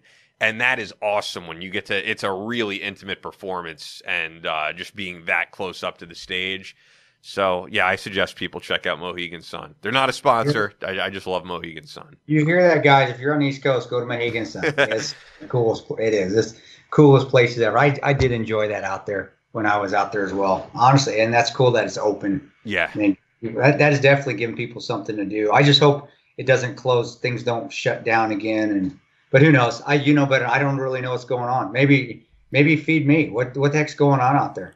Honestly, I think our area is doing good. You know, it's Arizona and Florida that are not in the best of shape. But are they still not? Or are they? Yeah, my friend in Sedona, basically, not Sedona. He's in Scottsdale. Scottsdale is basically how New York City and where I live was a month ago. It's complete shutdown. So, yeah, I don't know, man. We'll see. You know, but on the positive side, baseball and all that is back. So there's, you know, I think things are looking up, or at least I choose to look at it that way. We did get a question here. Chris, tell us about your tattoos and what they mean to you. Good and the question, artists dude. Did them. Yes. Tattoos. Oh yeah, I got tons of them. Get into them, man. Your back piece, that thing is awesome. Yeah, the movie did a great job showing. They want to see you take your shirt off. No, I'm not taking my shirt off. No, I don't do the shirt. Every once in a while on Instagram when I'm doing it, I'm out running, I'll do something if I think it's cool. But just to take it off, no. You know you're going to get a ton of comments now. No. But no, I had a the arm ones you could see. That's right. You see this. That's the Ranger tattoo, and I got that when I was at Ranger Battalion. After I got my tab. When I went to school, got my Ranger tab, I got that done. And it was done awfully, but I love it because it's like a jailhouse tat. Like somebody just drew it in there, but I'll never get it fixed because it meant a lot. Because, you know, that's what you feel like you're a real Ranger. Finally, like I made it. Got my Ranger tab, Ranger Battalion scroll, got everything. And I got that one done in Tacoma. I can't remember where it was, though. And honestly, I don't remember exactly who did it. But it's such a long time ago. Then this Crusader cross, what's inside of it, that's the Ranger shield. So if you get the DU, it's called the Distinguished Unit Insignia. It's the shield, and it's got the colors in it. That's what the colors come from. They just say, oh, yes, check that out. But that one I got just when I got back. I can't remember. I came back from a deployment. I think it was Kabul. It may have been Mosul. I can't remember. But I just like, yeah, man, I felt protected. Let's do something. It meant something. Like, yeah, I feel real protected on this op, on what we're doing out there. So I got that done, and it meant something because of the Crusader cross, not because of definitely because of the Crusades, but I like the cross, and Christianity. I'm terrible Christian, but I am. But I do, wear the cross here. I did like that style, and then the DUI with the Ranger colors in it. Well, I'll always be a Ranger through and through. And then when I got back from Kandahar, and then I was in Afghanistan, another trip in Kabul. I got that one done right here. Take it off, bro. No, don't do it. But that one, I was like, man, I just wanted to do something that American flag, but not just the flag, and like it was underneath my skin. Yeah, that biomechanical type thing. It was cool, and I got it done here at Omaha. I think they're called Omaha Tattoo. My tattoo artist, I think he died. I don't know what happened. Oh wow, he's not there anymore. I mean, this was years ago. Like, hey, what's his face here? No, we don't know. He just left and didn't come back to work one day. We haven't seen him in a year. I'm like, well, okay. But that one, it was because you at that time you're downrange working. You do. There's a scene in Tribute 13. This is why 13 hours is not just about 13 hours, but it's about other experiences. There's a line in there that Roan says that, yeah, we used to do stuff we used to do this for something bigger, but that something bigger is gone. That's how all of us kind of felt when we came back. When I did that one, I felt like I was on a mission for something bigger. to protect the United States. I thought our politicians had our best interest, stand for the flag. I still believe to stand for the flag. I think you should. You have the right to. Of course. We don't need to get into that unless we want to after. But, I stand for the flag, respect the flag, the flag draped coffins. And so it was something bigger, man. I felt like I was really America. I was out there fighting. I'm a warrior for America. So that's what the flag 100%. And if I could just throw in one small thing there, I've been telling him, he's been asking to come on for months, and I'm like, we will fit you in at some point. L. Christian Bustler was, he wrote a book about it. He was one of the mortuary Marines, and he did all the flag folding for the coffins. And I think he may have even done them for the guys who died in Benghazi, I believe he said. And he'd be great to have on, man, because that really is what the flag, means. It is. It does. It's been hijacked, and I won't go down that rabbit hole yet. Maybe if somebody asks a question about it, but it's been hijacked with this movement and who it represents. Like, it just represents law enforcement. No, it doesn't. It represents this country. Let's not compartmentalize where that's the only thing it represents. And to me, it doesn't. It represented me fighting over there. It represented my other guys I was with. It represented this nation of freedom. That's what it represented. And that's what I thought I was fighting for. So that's where I had it. It's there, ripping out, seeing it turn on my skin. I still love the flag. I still love this tattoo, but that's something bigger I used to fight for. To me, it's gone. That's why that's really in the movie. It was what we all, and I felt till this day, but that's why it's there, and I still see it. And then against the huge St. Michael tattoo around that same time frame, I've been doing a lot, and I had not an epiphany, but that one is like the nicest piece of artwork. Yeah, that's the big one on my back. But I think that's the most artistic piece you have. And the most painful. That one took a while to do. Actually, it took 2 days, 2 8-hour sessions, and we did it in 2 days because I had to get it done then because I had to redeploy and I wanted to heal. But that's the St. Michael tattoo Revelations. I just changed it a little bit. Instead of a sword where St. Michael's vanquishing the devil, during Revelations, it's a spear but the spear handle is a cross. So you got a spear handle cross, and but then you got the wings, and it's St. Michael vanquishing the devil. And that was sort of a thing of me vanquishing some of my own demons that I was trying to get rid of. And I was still trying to figure out who I was. I wasn't the best person back then either.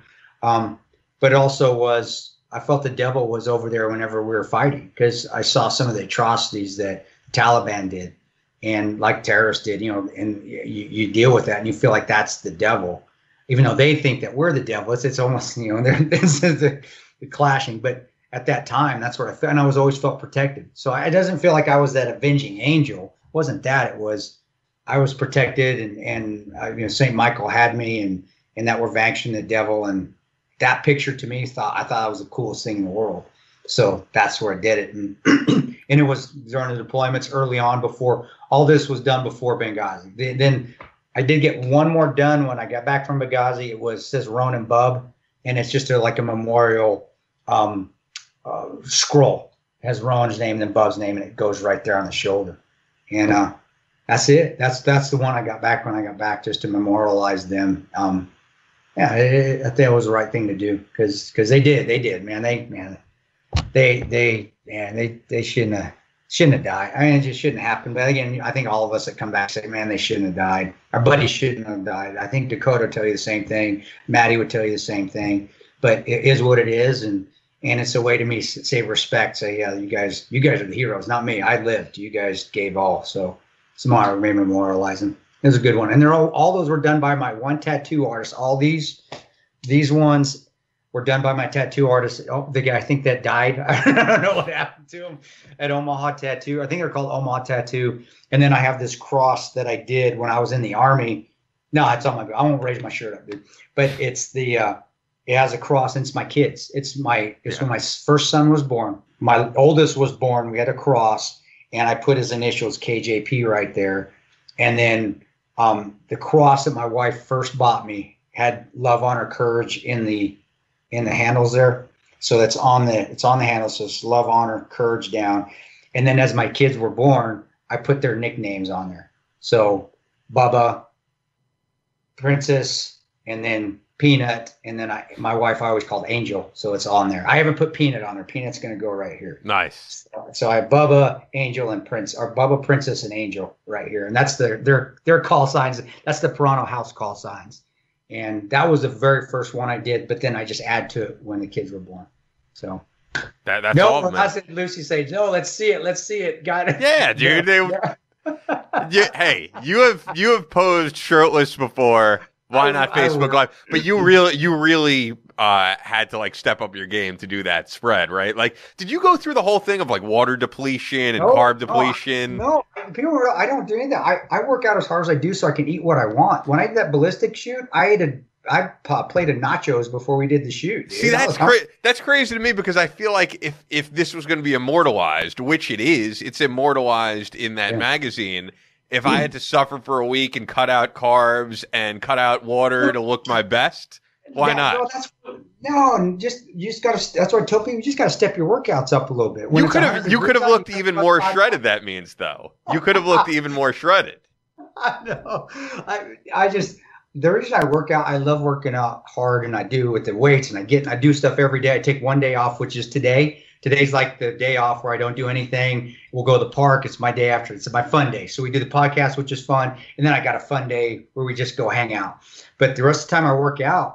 But the reason I do it, I do like to look in shape. I don't have to rely on the male hormone therapy. Yes, you guys, I know half of you guys, if not more, my age. I would say half. I'd say 75% to 90% are doing the male hormone therapy. Maybe a certain contractor we've had on the podcast. I know you guys do it because you think you need it. And I just tell you guys, just step your game up a little. You just got to make your workouts more intense. But that's the thing is that it's to look like you're in shape. And I'm back to getting to where I was, where I felt like when I did the video shoot, the magazine shoot. I think I'm a little bit bigger actually, because I'm doing more lifting and less running, but I still run a hell of a lot. But it's also so I can eat what I want, dude. Now with colitis, I have to be careful. I can't eat ice cream. I can't drink milk because I'll flare up. But yeah, if I want to eat a pizza, or I want to eat nachos, or I want to go have a chocolate bar, I can go do it because I've got my metabolism back up where it needs to be. You know, good I do with that. So I don't. I honestly, when I do diet, I have done that once. I get injured. If I try to diet and shred, and I try to run, I go down, man. I have as a runner, and I learned that from cross country runners because there's some real thin ones out there, but a lot of them, they're not solid. You know, they'll have a little bit of that, just a little bit of that fat and water because you need it as a runner, especially if you're running all the time. You need a little bit of that to stave off injury, and if you have a muscle mass and you're a runner, you need a little bit of that. Right here. And especially for regularly, I just meant, because you know this, I'm sure, but a lot of the guys you see on the cover of these magazines, fitness models and stuff, they're not in their best shape when they do those covers often. So a week, a week out, they kind of prepare where it's like, all right, we're going to cut carbs in half. And the next day we're going to cut those carbs in half. The next day we're going to cut that in half so that we practically have no carbs.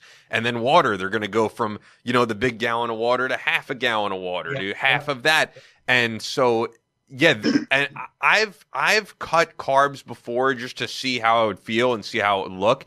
And it's like you're lifting the little girl weights and they feel like you're really lifting something because you don't have that energy. So a lot of the people you see on the cover of fitness magazines, men and women, they're not in their peak physical performance when they look like they are. And see, that's things where I always want to be in my peak physical performance. I don't want to have to diet to look. And I know that that's a lie because when I have dieted and I have tried to shred out, I feel like shit. You're right. I don't have carbs. I can't. I feel like I try to run 2 miles. It feels like I ran 10 because I don't have that energy, that back. And so if you want to get that shred, then lift heavy, but also you got to lift a lot of reps as well. So you got to do both. That's how I lift. I'll do reps 22 to 2. So when I come out from a run and I'll run first, that's what helps keep that shred down, keeps you a little bit more shredded too, because you're getting the metabolism going first. But you do that, and then when you lift, you start at 22 reps, and as you go down from 22, 15, 15, 12, 10, 8, 6, 4, 2, you just add weight. So you're not only getting the max reps and where you're getting the long, lean muscle, but then you add the weight at 2 pounds, you're also getting the mass. So you're getting the best of both worlds. But I always say run first. But you're right, brother. Dieting and stuff. No, I want to look the best I am all the time. And that's how it needs to go, not just so I diet to be a magazine cover. So yeah, I had actually just got off a plane. I was hungry. I ate a thing of nachos. I had plain food before, and I went to we won't say the range name because I think they're a bunch of turds over there. But I went to the range, and he's like, yeah, and it wasn't even planned that way. He goes, yeah, you shred, because I guess I was wearing a medium shirt, a tight medium. And he says, yeah, can you do that? I'm like, oh, sure, whatever. And I did, and we did the shot. I thought it was a joke. It wasn't even a woman doing those shots, man. Come on. It was a dude. No, it was a dude. He does a lot of actually, he does photos for Ballistic, GQ, Maxim. Look, I know you're married, but secretly you wish it was a hot chick behind the lens that you could be doing those poses for. I refuse to. I will not answer that question. I cannot confirm or deny. Because getting shirtless to take photos for a guy, you probably got to be like, this is a little weird. It was a little awkward, but that's the thing. You get kind of okay. This is how it is, and believe me, it went right back on after that. But that's why I feel like, yeah, did you die? No, I actually had a plate of nachos and airplane food right before I got there, and I hadn't a chance to do anything. So yeah, nachos. This guy Frank Westcott, hey buddy, I know Frank. He goes, nachos equals gains. Very. We're gonna have to put that picture up for the when we do the highlight of this show, so people can see that you were eating nachos before. That's crazy, man. Yeah, but yeah, no, I'm usually the same way. I think just being flexible with what you eat is important, and otherwise you're going to crash and burn. But this conversation has me nostalgic in terms of reps and sets because I haven't seen the inside of a gym since I think March 16th, if I remember correctly. I am. That's one thing I knew, and I always wanted at my house. Now I was able to do it. Is having my own gym at my house. And again, it's in my dungeon. It's not the prettiest places down there. It's a storage area too, so there's boxes and shit everywhere. But I have great top of the line equipment down there, whether it be treadmills or bikes, and then also Smith machines, free weights, kettlebells. And then I can walk right out my back door and I can be out under my porch and I work out in the heat too. I love the heat. So that's the beauty of not worrying about a gym, is that I have a gym at my house. And honestly, I'm enjoying it so much. I think I'm going to just get rid of my gym membership and just because I'm not using it. It's open 20. I just belong to not 24 hours fitness. LA Fitness? The purple one. Is that LA Fitness? Oh, Planet Fitness. Planet Fitness, because the one where you can't lift heavy weight and throw the weights. Oh, you can't, but that's also not a bad thing because you got the meatheads going in there. They got plenty, but I don't really use it anymore because I like to go run around my neighborhood, then come right back to my gym and work in my house. I do. You know what's weird though? I miss the camaraderie and at least where I am at UFC gym, that's not where I worked, but where I work out of a lot. They had the sauna. And you know what was interesting about those conversations, man? I could tell you, this is probably weird for some people who are not a part of that community, but sometimes you're in the sauna with guys, and the gym I went to, there were guys who were a part of my gym that were there regularly that were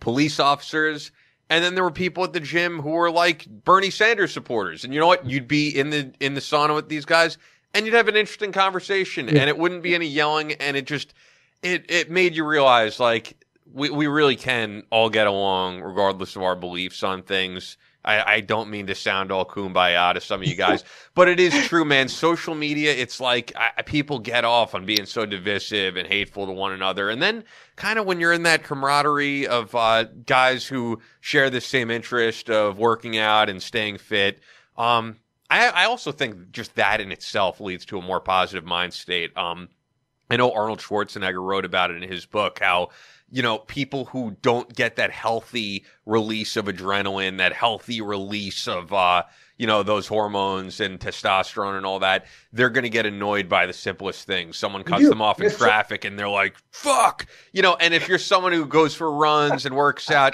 you're like, you know what? No big deal, man. And I mean, you embody that. We've had technical things happen with the podcast and you're like, no big deal, man. And I think that's and attribute both to your service, but also to you being a guy who runs and stays fit and stays active and, isn't going to fly off the handle over some minor thing. But I agree. And not everybody can do the deployment stuff and get be able to work on staying calm through combat or whatever you want to call it. So what's the next best way to do it? Yeah, get a workout in. Work out. It does relax you. Running is spiritual to me. Why do I call it spiritual? Because it relaxes me, because it allows me to clear my head. It allows me to get back in touch with myself, which I think the meaning of spiritual is. So whether it's running or going to the gym, and I don't poo-poo the gym. I used to need to go to the gym to have that, whether even with my headphones, just to have an interaction with people around me. As a younger person, when I was in my 30s, I needed that. And so, yeah, I totally agree. I think people do need the gym just to get that camaraderie, even if you're not talking to anybody, just to be able to visually see people around. And even like seeing the guy, and there were plenty of them at the gym I was at, seeing the guy who was an amputee, you know, giving it his all, seeing the guy who lost a leg, whether it was from combat or a car accident, it motivated me. Seeing the person who was morbidly obese and, you know, 200 pounds overweight, really going in on the treadmill and really kicking ass, that motivates me. Doesn't that make you smile, dude? I love seeing that stuff. That made me, when I go in there, and that's the thing with Planet Fitness is because you don't have the meathead mentality, the gallon of water jug and the pre-workout, and I'm totally get people like that at Planet Fitness. But you get people like that at Planet Fitness. I remember that, they're just starting to work out, but they're getting after it, and they may not have the cool gym clothes and all that, you know, like. And I love seeing that, man. I mean, I walk by him and I just look at him and I do a head nod, give him like good job. And it was like, good job, man. That's because you got to start somewhere. Yes. And they maintain it. Everybody started somewhere, and they're doing it, and they're motivated to do it. And especially when I see him there, and we used to, you know, me and my wife used to go to Planet Fitness before all the hibbity-bibbity virus twice a week. And it was when you're seeing them there continually for a month, 2 months, 3 months on end, you know they're getting after it. You know they're enjoying the results, seeing the results, personal satisfaction. So that's like, hey, you want personal satisfaction? Get off social media and go to the gym and look at yourself in the mirror and feel that confidence. And then okay, go ahead and post a pic. Hey, look how well I'm doing. Be proud of that. But then again, don't get wrapped up into it. So it's that fine line, man. You can't cross that line. But I don't have a problem with people doing that on social media every once in a while. It's when they do overboard. It's just too much. It's you know what it is, and it's two different things. Social media is instant gratification. You know, you get all these likes, you don't have to put any work in, and working out is a totally different thing. It's like this prolonged gratification. And I went for a run yesterday for the first time in a couple weeks. I kind of fell off. And I think part of it is, for me, if I'm going to work out, like I was doing those park workouts where I was doing push-ups and, you know, doing some pull-ups and all that, you could kind of, at least for me, you could kind of half-ass that where you're like, I'm not really feeling today, but I still did something. If I'm going for a run, I am going to go for it. So sometimes you're like, I really don't want to do this. But then when you get done with it and you're back at your house and you were drenched in sweat, you're like, I am so glad I did this, man. It's a great feeling. It is. And no matter how much, even if you half-ass a run, if you put the miles in, you're still going to get something out of it. You are running, you have, because you got to go and you got to move. And there's times there are days that I'll run fast and I'll go hard, and there are other days where I just want to take it easy, but I'm still getting something out of it when you're running. You always are, because you're getting that heart rate up. I always tell people to really get out of your comfort zone. And I learned this from cross country runners. I learned a lot from cross country runners of how to run and how to train to run. Because I wasn't a natural long distance runner. I could sprint, but I hated distance. Sucked. So they just said, all you got to do is just get out of your comfort zone once a week. That's it. Whether do mile repeats, whether push where your heart rate is 90% of close to max. Get it there, and then the rest of the time, just put in miles. They said that's what they always say. Just put in miles. Just miles. Whether it's 1 mile, whether it's 8 miles, that adds up to, in the end, getting improving and making it better. So that's where people, I think, where they quit running, is they go out and they run and they crush themselves, or they go beyond what they should their first time out, and they're like, oh, this sucks. And it does suck. It does. The endorphins, you're out of breath. But I tell people, just do that once a week. The rest of the time, just go put in a mile. Go put in some miles. And when you have that ability like you do with the park, with the push-ups, oh my gosh, that is the breakup, but you're getting so much out of it. But you really don't feel like you're winded as much as you do when you're still straight running, because you do stop and you do push-ups or pull-ups. But you are so shocked at how much you're improving yourself by doing those stations, is what they're called. Yeah. And if you have that ability, I would recommend you do that all the time. And it's fun, and you're outside, and And you do kind of sometimes, oh, am I half-assing it? No, you're not. You just are getting that breathing back down while you're doing sit-ups, but you're still improving because you're working on your muscles, whether it's your core, your shoulders, doing push-ups, working on a full body, upper body with push-ups. So yeah, brother, definitely. Hey, we got another question here. Let's do it. What other question. What other hobbies do you have aside from working out and spending time with your family? Do you ride a motorcycle or play golf? You want to take that one first? You want me to? Oh, my hobbies, I've talked about it on here probably. I love going to concerts, love occasional casino. What are your hobbies now that you can't go to concerts, though? Yeah, love occasional casino trips. You know what I've been doing? The driving range with my friend Steve, as I've been talking about. I've really been enjoying that. So that's been cool.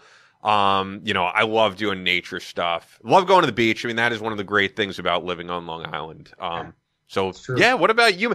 This is actually a good question because I do feel like your life revolves around working out, family life, and I know you love movies. Yeah, I do, and that's why I love my 60-inch TV downstairs and having every movie channel there is, whether it be from Vudu to Netflix, so I can watch whatever I want. I love movies. But hobbies, I don't know if you count that as a hobby anymore, running and working out. Another hobby, fishing. I love fishing when I can get out there.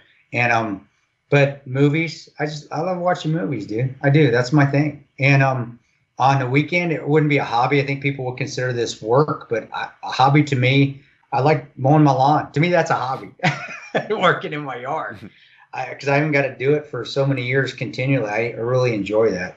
When fall comes around, hobbies are, I'm the one that decorates the house because I like seasons. So even on my mantle, I love Christmas. So when it's not a real season, I'm going to have Christmas stuff on my mantle all year round, except when fall comes around, I'm going to switch that up. I'll go to Hobbytown and get me some fall stuff, or the pumpkins, corn stalks and stuff. And then when it's Halloween, put Halloween stuff up. So I'm a big season guy and like to decorate the house a little bit as best I can. Spending time with my family, yeah. But no, I don't ride a motorcycle. I used to until I laid it down twice. And I was like, it's probably not my best thing to do is motorcycle. So play golf. I'm like Ian. I love to go to the driving range when I can. Yes, I play golf. I used to play it quite a bit. I just don't anymore because I'm terrible at it. But when I get out there and play, yeah, and actually we'll have a 14th hour fundraiser. We're trying to get that set up and that's the best way to do fundraisers, I believe, are golfing outings. So definitely going to have a fundraiser next year set up by my buddy Stephen Smallwood and his business. And I'll be at the golf course. So you got to come, and especially if you're going to driving range. But no, I do love playing golf. I grew up playing golf. My dad started to teach me when I was 5. He actually cut off some of his golf clubs, cut them, and he put some electric tape on them. I learned on some short golf clubs. My brother is actually a golf pro.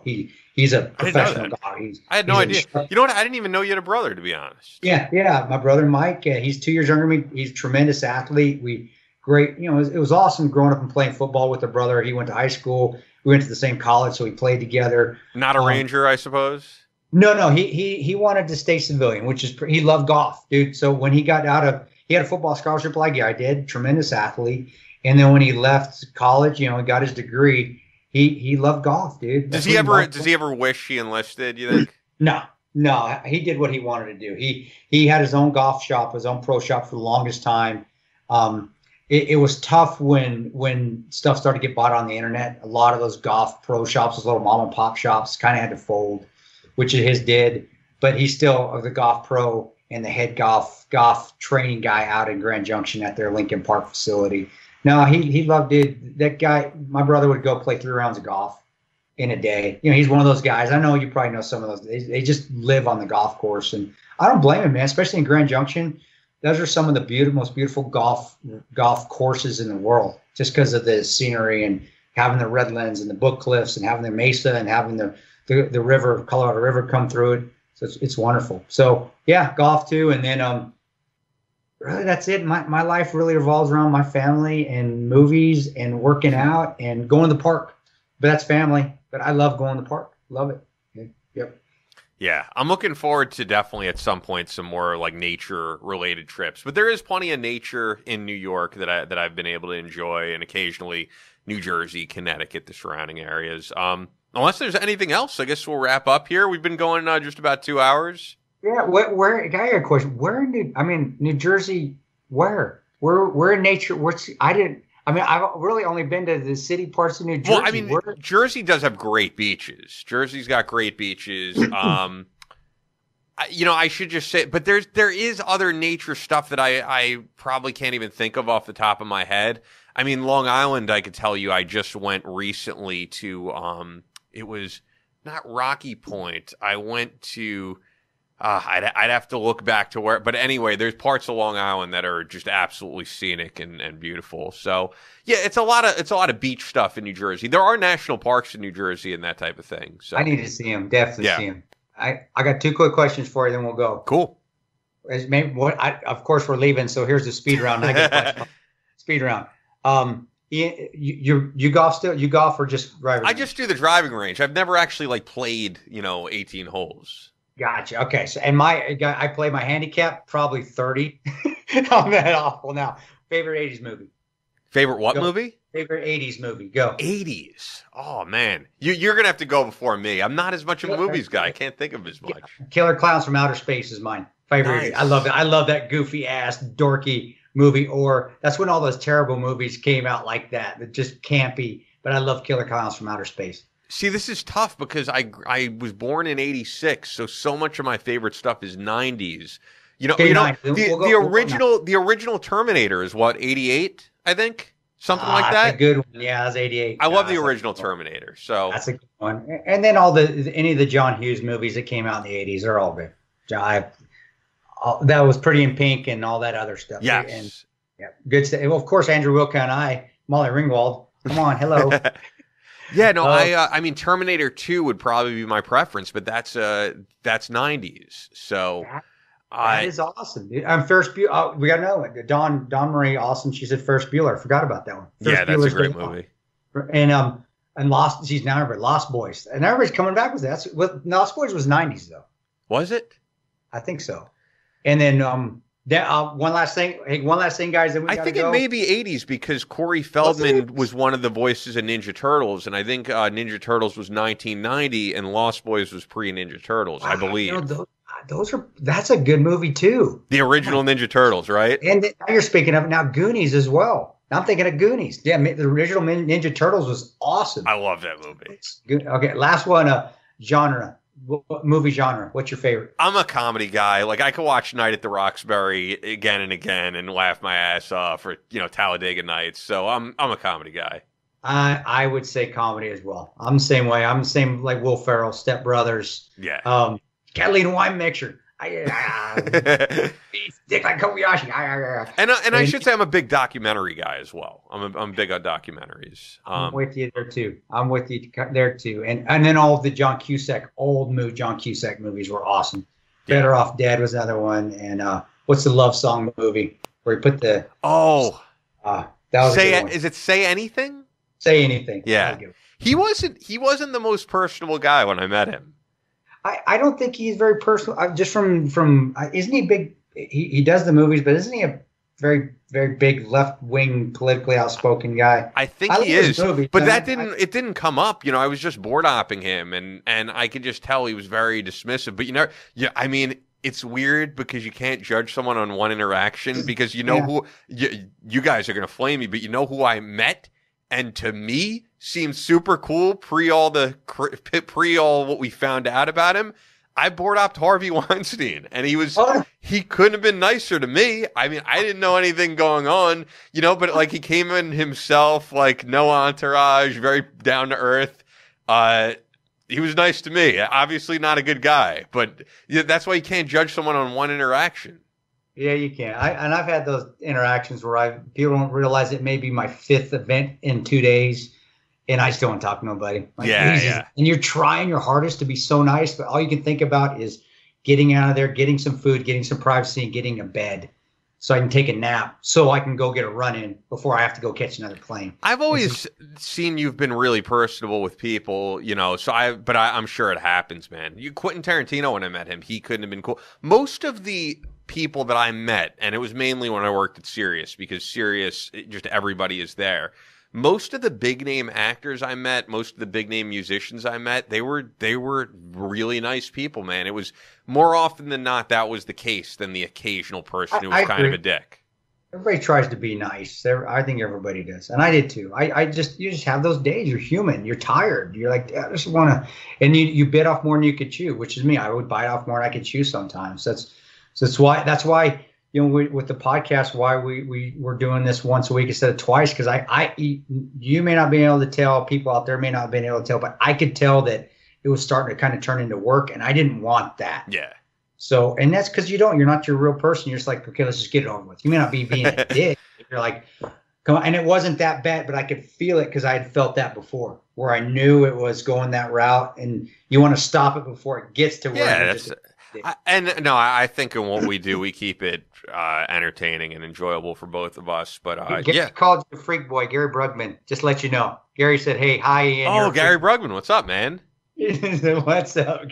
There's another good podcast to check out, that crazy mofo. Yeah, and Gary, I love Gary's. I don't know if the people can hear me because you're on Facebook. But no, they can. They can? Yeah, oh, awesome. I Yeah. love Gary's taste in music, man. We both love all of the 80s hair metal stuff. So that's the interesting thing is even though I grew up in the 90s, I kind of went back to all that type of music. So like Gary, I love Faster Pussycat. And you were talking about your tattoos. I don't even know if you know. I have the Motley Crue Dr. Feelgood logo on my back. Oh, way. I love all boy, this. Dude.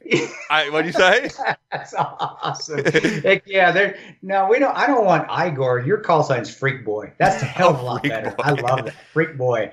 But it's even beyond the music. If you watch, Nikki Sixx during interviews or watch the Motley Crue behind the music, I've always found him to be a really inspiring guy and a guy who perseveres. And the people that I love, just in general, the people I respect, you included, are people who persevere through things and motivates me to be my best self. So it's more than even just the music of Motley Crue. Why I got that. It'd be great to get him on the show too. That's another guy where you grew up on that music, and I listen to that music overseas all the time. And it's too bad they don't have the Nikki Sixx show on. Didn't he have his own station for a while, or was it on Octane? Yeah. Oh, he was doing. No, it was on terrestrial. He did his. It was something Six. He had his own music show. Kind of the same thing as you, though. I think he was just like, I'm doing a lot of things at once, and I'm going to put this aside. And then there was the big Motley Crue reunion after the retirement where they were supposed to be touring this summer. That is not happening. It is apparently going to happen next summer, but who even knows if that's the case, man? Because my friend TJ, Army veteran, was going to get married originally in October. Then they moved it up another 6 months. And then he just texted me yesterday and said, that the venue he was at, which is not even in a hot spot, it was or maybe it is. He's now living in Tennessee, Murfreesboro, Tennessee, and they said we are having no weddings in all of 2021. So now he may be moving up to 2022. That's my friend TJ, Army Apache mechanic, veteran. Brother, I hope all that stuff works out. I don't know. I'm content staying in my house, dude, and just getting out when I need getting out. Oh no, I get out quite a bit. But I never was a big. That's your thing. I never was a big going to concerts. I enjoyed it actually when you mentioned New Edition. That was one of the first concerts I ever went to. I think you haven't gone to enough concerts. I think that's that. No, they're fun. No, they're fun. They're fun. I'm not saying I'm miserable at them. I'm getting that point where I just want to stay home. I just think there is no way, if you got to see Aerosmith like I did last year, as up close as I was, it was right there, there is no way you wouldn't have had a blast. I find it hard to believe. You're probably right. They are fun when you get there. I'm just getting to that age, though. And it's like, I just like being at home. Getting that old man. Just leave me alone. But I remember seeing New Edition, Johnny Gill, and Keith Sweat at Thomas Mack Arena in the 80s. That was my first concert. It was that was crazy. That was back college days. That was a great concert. For those of you who don't know either, New Edition, Johnny Gill, and Keith Sweat in one house at that time. That was huge in Las Vegas. It was at Thomas Mack Arena. So I know the only one I know by name is Bobby Brown, the great Bobby Brown. But who doesn't know Bobby Brown? Yeah. Oh, I'm sorry, it was not New Edition, it was Belle Biv DeVoe. Oh, all right. Because I was like, how could you forget Bobby Brown, bro? Oh, dude, I love that. Dude, that girl is poison. Okay, Nice. I'm not going to sing anymore. All right. Well, wrapping things up here, guys. As you know, Fort Scott Munitions is a manufacturer of multi-federal patented solid copper and brass CNC spun ammunition that is designed to tumble upon impact in soft tissue, leaving devastating wound channels for faster bleed out and quicker incapacitation. This ammunition was originally developed to innovate and improve on the standard of military-grade ammunition design. It was found that not only did the TUI, that's their trademark, tumble upon impact ammunition, outperform competitors in the self-defense industry, but it quickly became apparent that it would be a top contender for hunters alike. With the ammunition being CNC spun, the tolerances are some of the tightest on the market, ensuring that you're going to receive the same results with each pull of the trigger. Fort Scott Munitions is available throughout privately owned businesses in every state, as well as directly online through FortScottMunitions.com. Use exclusive promo code Battleline for 15% off your order, only available to listeners of the Battleline podcast. Fort Scott Munitions is a proud supporter of Chris Peranto, Battleline Tactical, and the Battleline podcast, and we need your help, guys. Leave a review on Apple Podcasts so we could climb in those rankings, because I want to get back up there. We haven't been up there in a while, so we always get great reviews, but it's been a little bit, so leave some reviews. Yeah, get some reviews in there, guys. All you listening, and we'll do some more of these Facebook Live videos. Maybe when me and Ian, maybe this is what we do. It's just me and you. We just do a ramble and we do questions. I'm down. I enjoy it, man. Next week, Jim West in studio, going to be the first in studio guest since getting back here. And then your friend that you served with, right? Yeah. What? Oh my gosh, Tommy Block. I remember my brain's. If you've read the Patriots Creed, Tom Block, former Army Ranger with 3rd Ranger Battalion. Also served with Luke Ryan. That was on the show. Nice. It was the same unit. Tommy's tremendous. He's a warrior. He was blown up in a minefield in an operation, lost his eye, but he's got a tremendous story, and how he also, when he left battalion, not just being a ranger battalion, but also after he lost his eye, had some severe injuries. He rehabilitated, and he worked in the human trafficking area, and then he left that, and now he's again, he's like me. He'd been there, done that. Now he's a tremendous father and a tremendous husband. So we'll get Tommy Block on. And if you guys have probably seen his picture with his prosthetic eye. He's the one that has the Captain America shield, I believe, on his eye, or it's either that or the eagle, but it's a different on his prosthetic eye. So Tommy Block in a couple weeks. So yeah, check it out, and check out the Patriots Creed virtual book signing for those that signed up. Thank you. And then also Tunnel's Toolbox. They're actually starting to go quick, and I'm maybe out of them here in the next couple months. So grab them, because this is it. This is the last ones that are going to be made. Appreciate it, man.